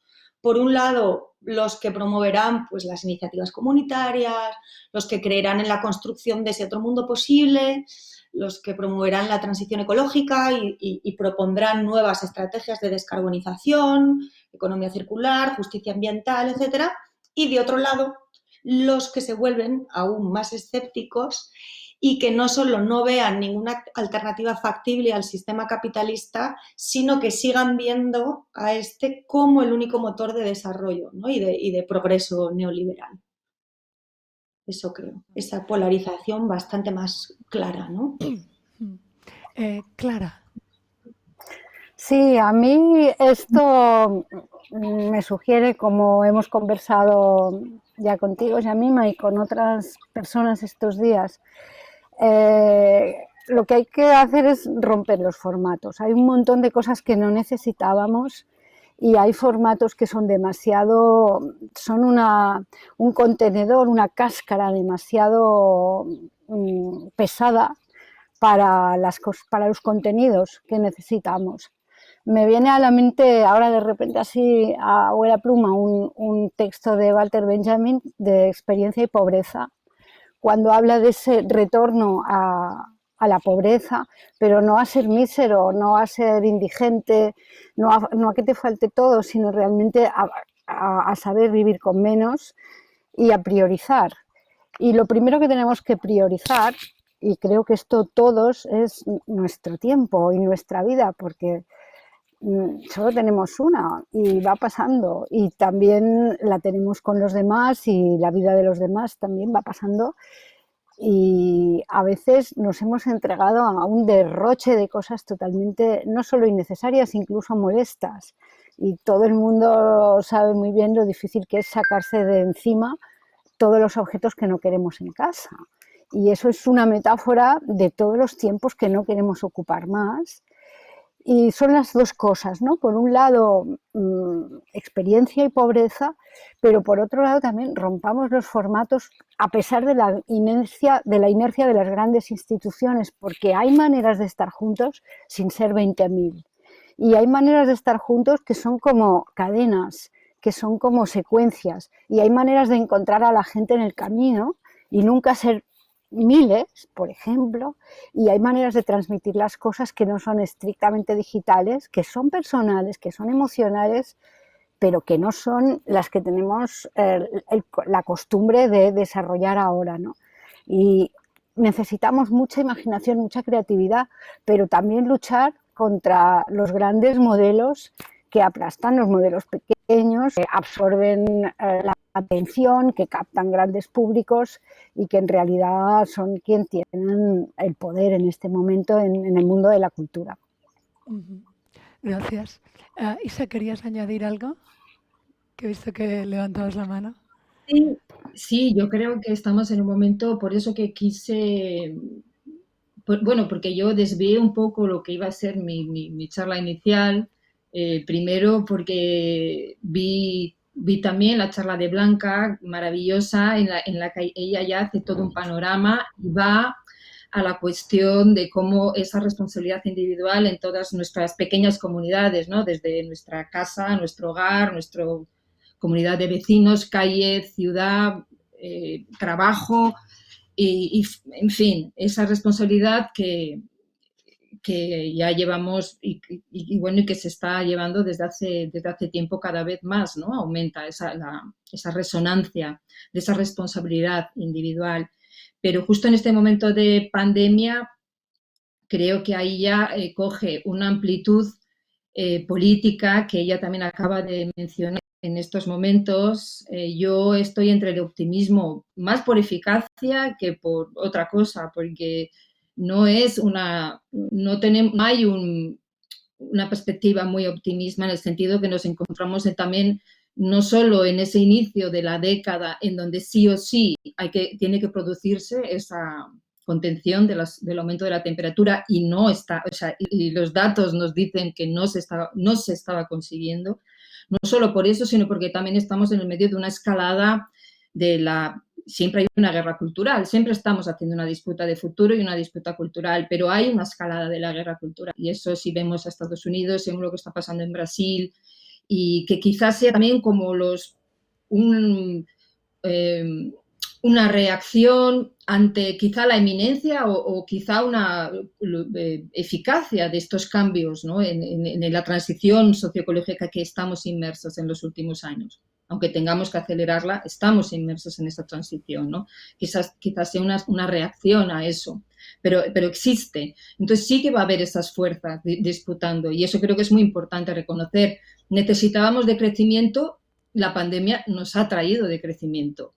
Necesitábamos un decrecimiento que no se podía afrontar porque se tenían que tomar medidas impopulares, porque en nuestro inconsciente hay una cuestión de falta de estructuras también para tener el decrecimiento que se necesitaba, también porque se sabía que iba a crear una crisis moral, psicológica, que es la que estamos teniendo también. Pero bueno, lo tenemos, está ahí el decrecimiento. Y en estos momentos, aparte de esas decisiones personales en nuestras comunidades, sobre todo la decisión está en nuestros gobiernos ahora. Es ahora. Hace una semana las petroleras han hecho lobby y han conseguido que se relajen todo. Y esto está pasando. En estos momentos se están reuniendo. Y es en estos momentos en donde yo creo que más que nunca tenemos que aprovechar este año. Yo le llamo mi año de la 2020, mi odisea en el despacio. Odisea en el despacio y quizá en la proximidad, ¿no? Vamos a aprovechar este año de parón para también dejar ese ritmo frenético hiperacelerado que no nos dejaba pensar en lo importante porque siempre estábamos en lo urgente. Y ahora lo importante yo creo que es esta disputa de futuros, ¿no? Y luego, y quizá me gustaría hablar también de que hay un texto, bueno, no me voy a extender más, luego seguimos hablando. Vale, nada, gracias, Isa. Quería darle la palabra a Leticia. Leticia. Yo os quiero dar un poco la visión rural, ¿no? Evidentemente no se vive igual una pandemia y un confinamiento en una ciudad que en un pueblo. Y yo aquí vuelvo a sentir lo de siempre, ha sido un camino hacia adentro, ¿no? Yo he dejado de utilizar casi internet, de hecho nos costó mucho ponernos en contacto, apenas no hago videollamadas, no veo la televisión, estoy totalmente viviendo el yo, el ahora, el aquí, el verdor, la primavera, en un pueblo. Vuelvo a ver que las políticas, tanto de confinamiento como de otro tipo, están más centradas en territorios urbanos, lo cual veo que a nivel cultural ocurre también lo mismo. La cultura apenas llega a los territorios rurales. Hay un montón de políticas que se están utilizando a nivel ciudad que no tienen nada que ver con el territorio rural, y volvemos aquí también al tema ecológico. Yo lo estoy viviendo, y no sé si le pasará a todo el mundo, con mucho más optimismo a nivel personal, pero con mucho más pesimismo a nivel global. Siento que, y lo veo mucho en las personas que tienen, yo pienso mucho en las personas que tienen trastornos de salud mental y están diagnosticados, porque estamos muchos que no estamos diagnosticados, ¿no? Y esta pandemia lo que está haciendo es que esas personas que tienen un diagnóstico están mucho más preparadas para este confinamiento, porque saben, tienen herramientas para superar este momento. Entonces, me parece que va a haber una crisis también a nivel de salud mental muy potente, que nos va a afectar a todos. Una amiga me decía a mí, porque yo le decía, a los niños les va a afectar el estar encerrados, y me decía, ¿tú te acuerdas lo que hacías en el 1982? ¿A qué no te acuerdas? Digo, hombre, que no es lo mismo, que están encerrados, que no salen, que están todavía más adictos a utilizar pantallas, a comunicarse a través de videollamadas, el contacto humano se está perdiendo, no sé. A mí me parece que, sobre todo en los núcleos rurales, la vida sigue un poco igual que siempre. Seguimos, no sé, la vida y me gustaría que en todas estas políticas o todos estos planos que se van a hacer se considerase también a la España rural, que no somos muchos, pero igual tenemos algo que desde las ciudades ahora mismo se está envidiando, ¿no? Y yo creo que es interesante también. Totalmente. Muchas gracias por la apreciación. Es completamente cierto. De hecho, mientras te escuchaba, ¿no? Lo pensaba. Creo que nunca tanto como hasta ahora hemos sido conscientes en las ciudades de que las normas se hacían para nosotros y no para quien vive en otras circunstancias, ¿no? O sea, ha sido quizá en este momento de normas estandarizables que hemos pensado, hostia, si no hemos pensado que hay gente que no vive así, ¿no? Voy a darte la palabra, Clara, pero permíteme antes que haga un pequeño anuncio. Vamos a estar aquí hablando hasta la 1:30, online en Facebook y YouTube, como ya sabéis, pero os invitamos a que luego os unáis a nuestra conversación por Zoom. Ahora mis compañeros técnicos pondrán allí el link, y también en Facebook, porque luego queremos seguir hablando con vosotros y vosotras que nos seguís, ¿vale? Sí, dime, Clara, perdona por la espera. Sí, es que lo que decía Leticia. Me hace pensar Leticia, como gestora cultural, lo mismo que has dicho para la población mundo rural-ciudad ocurre dentro del mundo de la cultura para la polarización grande-porcentaje. Ni las ayudas europeas, ni las locales, ni las nacionales, ni las iniciativas de gobiernos, ni las normas políticas culturales que en este momento están diseñadas, están pensadas para las pequeñas cosas. Son las que de verdad dan la palabra a la base. Ninguna de ellas. O sea, para tú conseguir una financiación ya tienes que tener otra mitad. Por tanto, otra mitad es irrisoria, la que conseguirás también es irrisoria, y así multiplica el futuro, ¿no? Pero en esas pequeñas cosas está lo que estamos buscando, que las instituciones le llaman nuevos públicos. No es eso. Son actores, nuevas actrices, nuevas maneras de relacionarnos de una manera creativa. Claro, esas grandes no lo pueden tener nuevos públicos, solo, porque cuando tienes 20.000 personas delante, solo pueden ser público y como mucho pueden saltar, bailar y beber cerveza, pero más, y abrazarse y tal, pero poco más. Actuar necesitas pequeñas, que luego pueden encadenarse y crecer mucho, pero de pequeñas estructuras. No hay ni una sola política, ni nacional, ni casi ni siquiera a nivel municipal en este momento, que priorice esa capacidad en tener las culturas de proximidad, las políticas culturales de proximidad, o dirías, como en tu caso, Leticia, ninguna políticamente priorice eso. Lo que también tenemos que luchar para que cambie, porque eso no es más caro, muchísimo menos.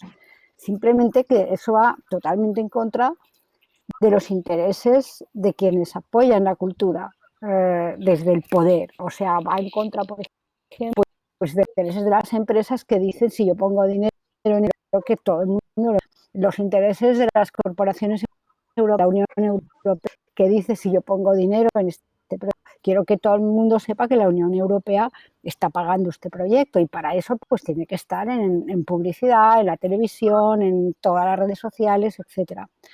Ahí es donde tenemos que luchar juntos, los gestores y las gestoras culturales, porque esas cosas pequeñas que pasan sin grandes campanadas, ahora sobrevivirán menos que nunca si hay menos dinero y si hay más problemas en este año, que es verdad que es una oportunidad temporal, pero que económicamente comportará muchos problemas para los creadores y las creadoras. Claro, he abierto la caja de Pandora aquí, ¿no? La crisis, el virus. No, pero quería retomar un poco el objetivo del diálogo. Era consensuar o ver cómo se podía nutrir entre todas y entre todos un pequeño decálogo en positivo, ¿no? Tanto Blanca, que nos decía utilizar la imaginación, como Isabel, que nos decía nuestra capacidad para imaginar futuros positivos, ¿no? En el cierre. Yo, sin pecar de ingenuidad, sí que me gustaría traer hoy un decálogo de 10 puntos. Yo lo llamé, después de varias conversaciones con Isa, compromiso árbol por este agente de futuro, ¿no? En el que me gustaría ver si podemos...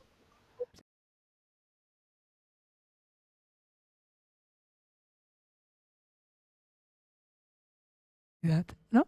Aquí los veis, ahora los vamos a ir repasando y ahí sí me gustaría que tuviéramos en cuenta vuestros proyectos, vuestras prácticas que son ya inspiradoras, vamos a decir que sois ese grupo de innovadores, precursores y si os parece los voy a enumerar muy rápidamente, ¿no? El primero, bajo título de percepción, sería reconocer la importancia estratégica de las artes y la cultura en el contexto de la gran transición socioecológica en curso. Tiene que ver con percibir nuestro trabajo. El segundo, que es el compromiso, es sobre apoyar el objetivo del Acuerdo de París de limitar el calentamiento global a menos de 2 grados, adoptando el compromiso de reducción de la... en todo lo que ya hemos hablado hasta ahora. El tercero, entendiendo el arte como impulso, es abogar, llamémoslo hacer lobby, agencia política, para que las artes y la cultura inspiren públicamente acciones sobre el cambio climático y sobre la sostenibilidad. El cuarto, que son las 7 Rs, que ya han compartido antes mis compañeras: reflexionar, rechazar, reducir, reutilizar, reciclar, redistribuir, que viene un poco a tono de lo que estábamos hablando, y reclamar, ¿no? El quinto habla de la huella, tiene que ver con planificar, con monitorizar, con compensar y con comunicar mejoras de tu huella ecológica, ¿no? No basta con hacer, sino que hay que medir y luego comunicar. El sexto es narrar y hablaría de sensibilizar, informar, formar y contagiar a otros y a otras. Viajar menos, viajar diferente, viajar mejor.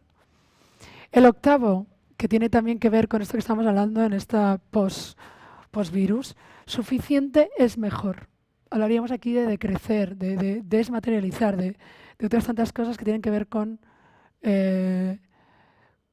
lo demasiado, ¿no? El noveno es imaginar futuros, que podría ser dar a conocer visiones y experiencias positivas e inspiradoras de construcción de futuro sostenible. Y el décimo, que sería promover la reconexión con la naturaleza, sería reconectar. Entonces, traigo esto a debate para que me digáis, ¿veis viables estos 10 puntos? ¿Los lleváis a la práctica en vuestro día a día?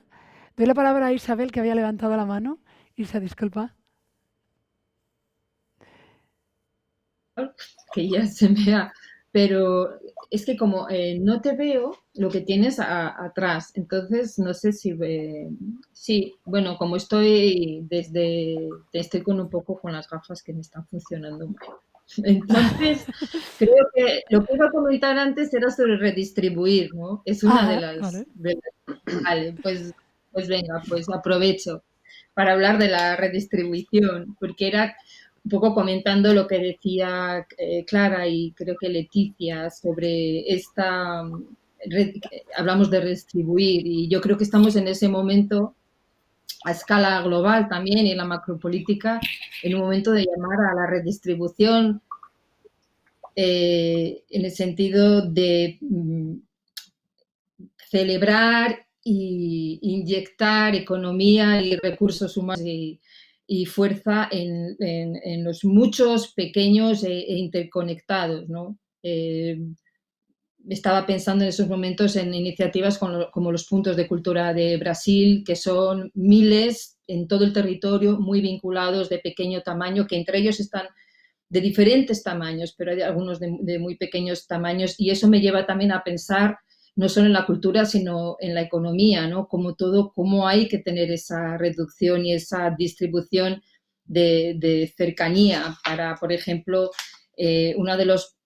algo que hemos aprendido de las muchas cosas que estamos aprendiendo en esta pandemia es la importancia de la autonomía alimentaria, ¿no? de los alimentos, cómo distribuir también para que en nuestra cercanía podamos tener cómo hacer una inversión maciza en la creación de microgranjas con los que podamos ser independientes. Eso como poniendo un ejemplo, ¿no? Que eso ya estaba, no es algo nuevo. Antes de la Segunda, creo que antes de la Segunda Guerra Mundial, París era autosuficiente, la ciudad de París, el territorio de París. Incluso creo que exportaban. En fin, hablando de la redistribución, por empezar con algo.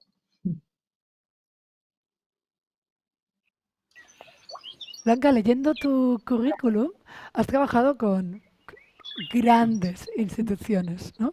Y cuando comenzabas tu conferencia, hablabas de que ya no, o sea, de que no se trata solo de qué hacemos, sino de cómo lo hacemos. Entonces quería hacerte una pregunta sobre las reticencias, ¿no? Es decir, hay muchas reticencias en el seno de una gran institución cultural sobre, insisto, no el contenido, ¿no? Tú eres comisaria, es decir, el contenido entiendo que hasta cierto punto depende de ti, pero en cuanto al cómo, ¿no? ¿Hay reticencias dentro de la institución cultural? Sí. Sí, es bastante más complicado de lo que parece cuando veis las exposiciones que he mostrado.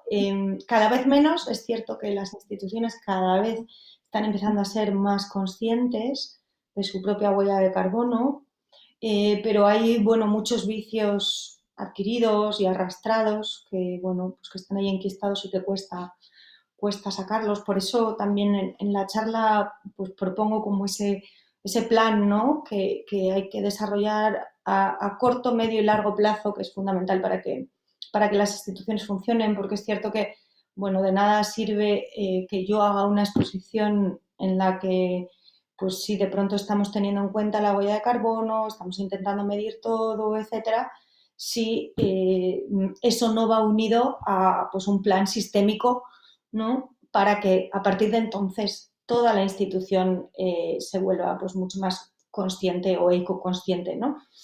Y la verdad es que no es fácil. Hay un montón de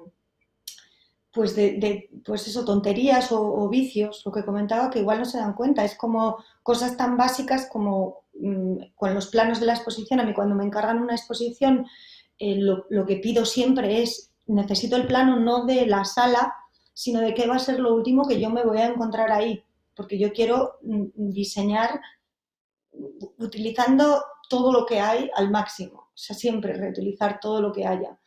Y eso es realmente complicado, es algo tan básico como eso. En muchas ocasiones me dicen, no, pero te lo pasamos tal cual es el plano, porque cuando se acabe la exposición se tira todo y se repinta y la sala vuelve a su estado original. Y es como, nos dais cuenta de que ese es el error, ¿no? El simplemente tener ya en la cabeza que las exposiciones son algo que llegas, montas y luego ya lo quitas y la sala tiene que volver a su estado original. es un coste brutal. Bueno, ya no solo económico, pero bueno, un coste ecológico muy serio. Lo mismo con transportes, lo mismo, en realidad es aplicable a todo, ¿no? Y a las pequeñas decisiones esas que digo que no existen y que me gusta mucho insistir en eso. Y sí, la verdad es que creo que no es nada fácil. Creo que también es cierto que hay que ser muy conscientes de las propias limitaciones, tanto a nivel individual como institucional. O sea, hay que sentarse a analizar el estado de la cuestión y bueno, darnos cuenta de qué es lo que de manera factible podemos hacer y hasta dónde queremos llegar. Y a nivel personal exactamente igual, lo que comentabas antes, por ejemplo, en mi caso personal, el tema de los viajes. Yo viajo muchísimo más de lo que me gustaría. Yo cojo muchísimos más aviones de los que me gustaría coger. ¿Cuál es la solución? Bueno, por un lado, solo vuelo en avión cuando es estrictamente necesario. O sea, si a mí me invitan a un lugar donde en lugar de 1 hora de avión tengo que coger 7 u 8 de tren, opto por el tren. Tampoco vuelo por viajes personales. Los viajes personales los hago por tierra. O sea, es como no me voy a ir a Bali de vacaciones. Entonces los aviones los dejo solamente para la parte laboral. Pero luego es como buscar ese equilibrio, ¿no? Y ese balance. Por ejemplo, pues soy vegetariana desde hace más de 20 años. Entonces, bueno, pues por ahí también voy compensando, ¿no? O esa huella de carbono de los viajes. Y así con todo. Creo que eso tenemos que aplicárnoslo a todo, ¿no? Igual como sentarnos, darnos cuenta, ser conscientes de en qué momento estamos, en qué punto estamos y a qué punto queremos llegar. Tanto eso, insisto, como individuos, como pues, instituciones o cualquier tipo de organización cultural. Gracias. Perdón, Roberto, ¿querías decir algo? Igual desde el CEDAN o desde tu propia práctica. Sí, bueno, yo era un poco también la línea que comentaba Blanca, pero bueno, por no repetirme en algunas cuestiones, sí que a mí me parece que también va a ser importante en este tiempo reflexionar sobre el ecosistema cultural en general, ¿no? Donde muchas veces el artista, que es la parte fundamental de todo esto, pues como comentaba Clara, ¿no? Por las dinámicas que hemos tenido en cuanto a generación de muchos contenidos y donde todo descansaba sobre la parte de la gestión cultural en la mayoría de los casos, pues los artistas muchas veces pues sabemos dentro del sistema lo que han conseguido, ¿no? Les cuesta muchísimo salir adelante. Hay un montón de personas que están trabajando en cuestiones de arte y naturaleza, ¿no? Y que, sin embargo, pues bueno, pues por las dinámicas del propio sistema o porque no existen unas ayudas específicas para ello y porque muchas veces no existe tampoco esa relación más íntima entre lo que serían los departamentos de medio ambiente, de ayuntamientos, de comunidades autónomas, de diputaciones, a nivel estatal también, ¿no? No existe esa conexión tan directa entre medio ambiente y cultura a nivel administrativo, es donde a lo mejor, bueno, pues se pierden muchos recursos, ¿no? Entonces yo quería aquí también romper una lanza en el momento actual, pues para que desde la base, desde todo lo que es el entramado del arte y la gestión cultural, pues se vuelva a reflexionar sobre el papel nuclear que tienen los artistas en todo esto, ¿no? Y luego, por añadir algo también, bueno, que tiene mucho que ver con el decálogo, ¿no? Me ha llamado la atención donde existen otro tipo de derivas ahora mismo ligadas a la situación actual con imágenes potentísimas que desde el punto de vista artístico se tendrían que tener en cuenta, ¿no? Para mí, una de las imágenes más potentes que he visto estos días ha sido la imagen de un avión de Iberia intentando aterrizar en Guayaquil, donde se lo impidieron, ¿no? Y tuvo ese avión que irse fuera de ese aeropuerto, ¿no? Es decir, en un momento dado, a nivel conceptual y de reflexión de toda la humanidad, tenemos que darnos cuenta de que esto ya no es un juego donde estábamos nosotros y ellos, ¿no? Es decir, que es como se ha tratado así a la humanidad, primer mundo y otra serie de mundos, ¿no? Entonces ha llegado el momento de pensar desde el punto de vista de esta situación tan grave que vivimos, de crisis ecológica, pero también de crisis social, de que el artista ahora tiene un montón de medios para seguir reflexionando en todos los vectores, en todas las aristas que conlleva esto, ¿no? De cómo de repente, pues, hemos sido los países que tenemos pues más enfermos de coronavirus, hemos sido de repente un poco los apestados, ¿no? Que esto, bueno, yo tengo familia en el extranjero y casi personalmente me lo han dicho, ni se te ocurra venir aquí en verano, ¿no? Entonces, bueno, pues esto también debería llevarnos un poco a la reflexión, ¿no? Muy bien, muchas gracias. Disculpa, Gaberto, pero es que aunque lo que dices es muy serio, es verdad que viniendo de una familia es casi gracioso, ¿no? Es como quiero verte, pero no vengas. Y es verdad que volviendo a justo la crisis que estamos viviendo, hay X planteamientos que se nos dan la vuelta y parece que por fin podemos empatizar con otros grupos que estábamos ignorando, ¿no? Yo quería volver a Leticia, perdón, a Clara y a Leticia, porque quería haceros una pregunta, ¿no?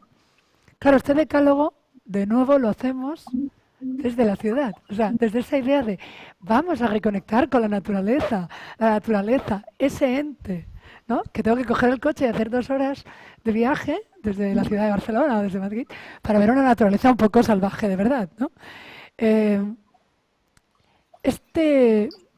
Esta idea de juntar X puntos y intentar convertirlo en nuestra práctica, ¿os es cercana o os es marciana? O sea, ¿la sentís como adoptable? No sé si me explico.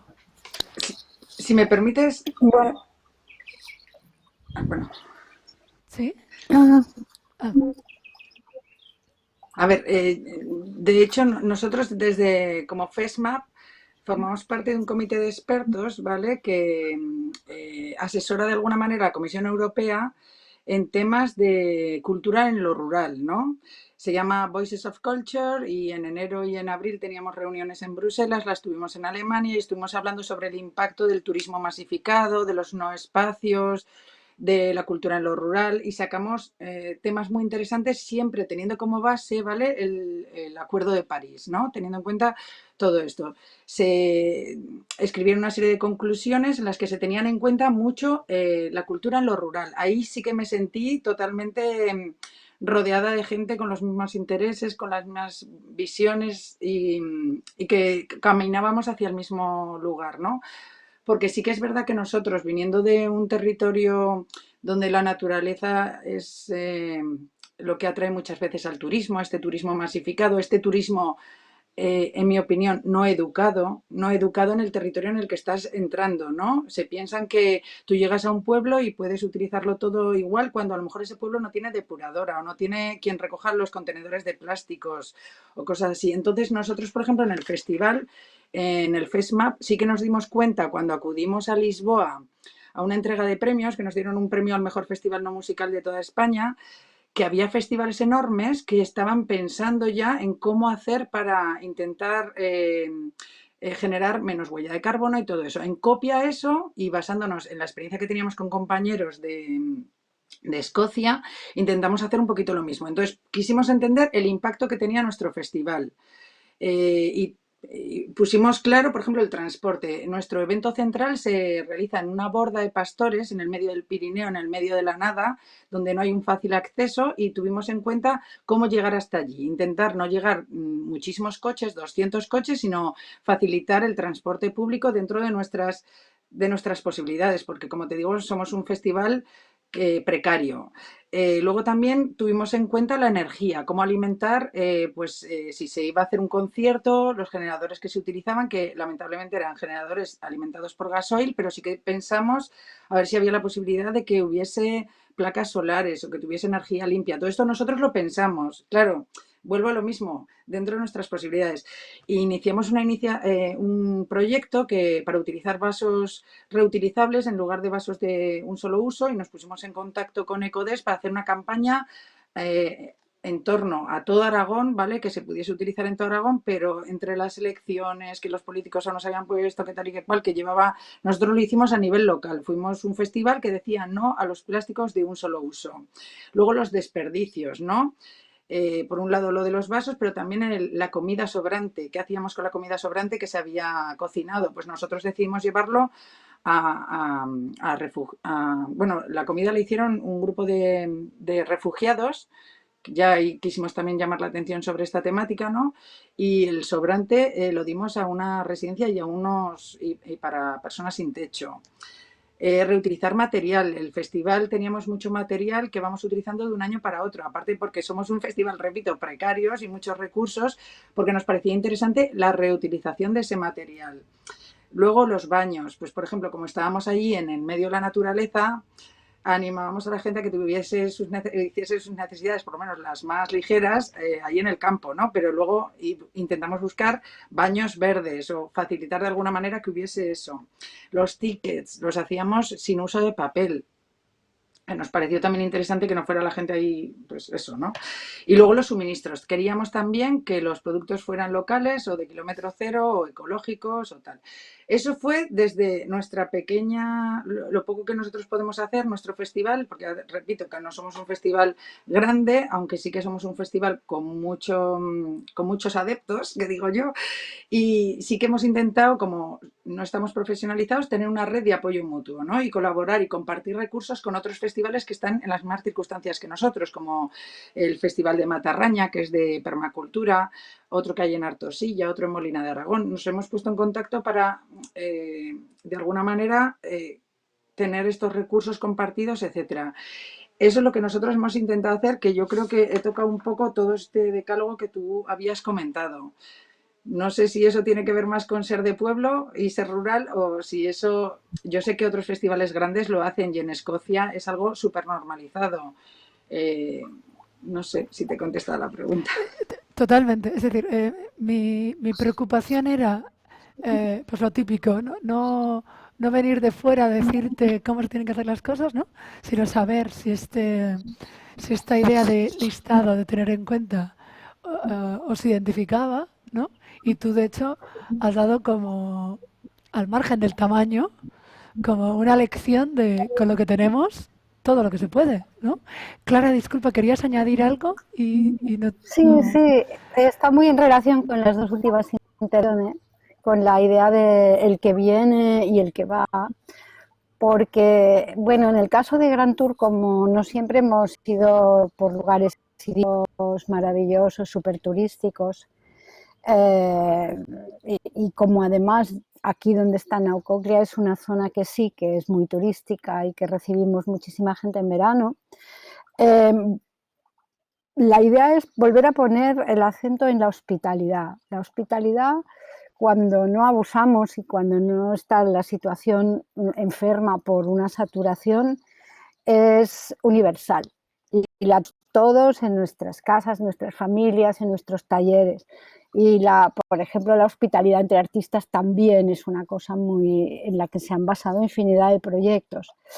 En nuestro caso, caminábamos muchos más kilómetros en los primeros años, pues, sobre 300, ahora hemos rebajado a 250 y a lo mejor incluso este año a 220, para dejar espacios para esa hospitalidad, porque si tú lo tienes todo programado y caminas hasta un lugar y ocurre una cosa que ya la tienes prevista, pues un pequeño espectáculo o una performance o un concierto en la ermita de aquel pueblo, pero no dejas más espacio, entonces no tienes espacio de escucha para lo que te tienen que regalar. Y además no sabes encontrar lo que no sabías que podías tener, porque esta es también otra historia del viaje, ¿no? El viaje no es ir a buscar lo que tú querías, sino ir al encuentro de lo que no sabes todavía que puede existir. Y ahí es donde nos han pasado las cosas más bonitas, desde pues, organizar un cocinero, una cena poética junto con un poeta nuestro y montar allí un festival, un festarro impresionante cantando y cocinando, hasta pues encontrar una persona que nos enseña las fuentes que acaba de descubrir, infinitas cosas que si tú dejas espacio a la escucha, abres otra vez la puerta de la hospitalidad, que es una cosa que es normal y que permite a la comunidad local, tanto de artistas como de todo el mundo, expresarse ante el visitante y no tratarlo como una purria de extranjero que es un pesado que viene a estropearlo todo etcétera, ¿no? Y ahí también creo que es una cosa que se puede aplicar a otros contextos, que no es necesariamente propia o exclusiva de un viaje, sino que puede caber en más contextos y es importante, es muy importante. Yo casi voy a aprovechar esta idea, Clara, que acabas de compartir de hospitalidad, de empatía, de conexión con el otro. Si me apuráis casi para acabar aquí y mudarnos en este camino en espiral, como decía Clara, a Zoom, porque, a ver, aquí sois 5 personas, sí, antes te daré palabra, Roberto.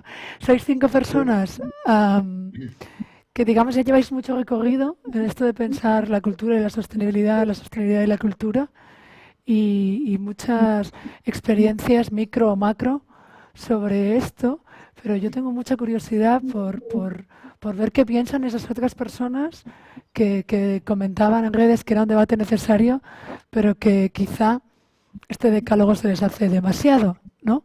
O como bien comentaba Roberto, quizás son artistas que desde la precariedad, y ahora sí, precariedad con mayúsculas, ven, o es la primera vez que alguien les dice como Blanca, sostenible no significa necesariamente más caro, ¿no? Entonces, abajo, como veis, está la conexión del Zoom. Voy a darle paso a Roberto y luego os daré las gracias antes de mudarnos a la otra plataforma. Dime, Roberto, perdona. Sí, yo solo 2 ideas así muy rápidas. Bueno, la primera ya está ahí, es que me habían pedido por WhatsApp que no habían visto el enlace a Zoom, eso ya perfecto. Y luego las otras 2 muy rápidas, pues al hilo de lo que comentaba también Clara ahora mismo, ¿no? El tema de hospitalidad. El tema también de lo rural, ¿no? De intentar también un poco, pues, bueno, proyectos como la colección Arte y Naturaleza, ¿no? Que están en municipios aislados, pero no junto a los municipios, sino en la mayoría de los casos, bueno, pues están en plena naturaleza. Pues ahora cuando se habla tanto de desconfinamiento o de otras maneras de hacer turismo, pues conjugan muy bien con todo lo que es el arte y naturaleza, el lantar, ¿no? Entonces yo sí que quería romper un poco una lanza hacia estos proyectos que se hacen también en el medio rural, en plena naturaleza. Y nada, para terminar, simplemente pues comentar también que hay estructuras, ¿no? Que están trabajando muchísimo, quizá Leticia la conozca, que como es Art Carbon Scotland en Escocia, ¿no? Donde están haciendo una labor fundamental muy interesante pues en hacer esta reflexión sobre las artes y la sostenibilidad. Todos conocéis también Julie's Bicycle, ¿no? Otra página web muy interesante que es un proyecto pues, que está trabajando en todo esto. Y también Cape Farewell, ¿no? Otro proyecto que lleva 2 décadas trabajando precisamente en la llamada de atención a través de las artes, pues con todo lo que sucede. Hay muchos más proyectos. Desde el CEDAN también os invitamos a que, bueno, conozcáis a través de lo que se está haciendo en el área de didáctica y también en el centro de documentación, en el INDOC, sobre todas estas cuestiones, donde vamos a lanzar una línea a partir de esta tarde, ¿no? Con información y podcast, ¿no? Donde ayuden también un poco a reflexionar sobre estas cuestiones. Nada, era simplemente eso, unas anotaciones.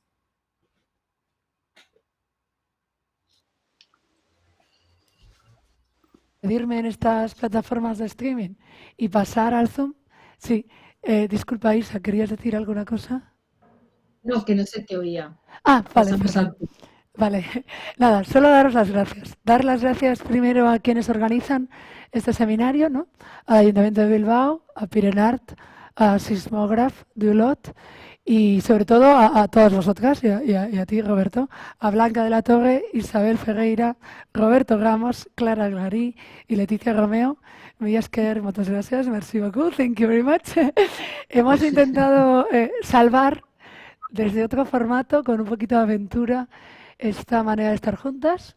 Yo espero que no solo nos contagiemos del entusiasmo de las demás y de las ideas y de esos proyectos artísticos tan maravillosos que habéis compartido, sino que honestamente, sea el principio de una larga amistad y sobre todo de un cambio, ¿no?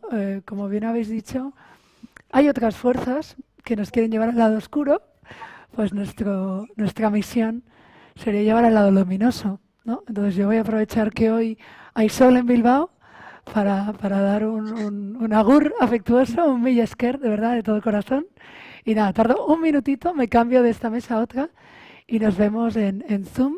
El Zoom estará abierto de 1:30 a 2:30. Bueno, no hace falta recordarlo, Zoom es una aplicación que tenéis que tener bajada en el ordenador o en el móvil.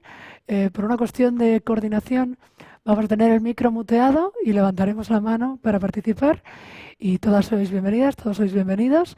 Nos vemos brevemente. Mila esker, eskerrik asko.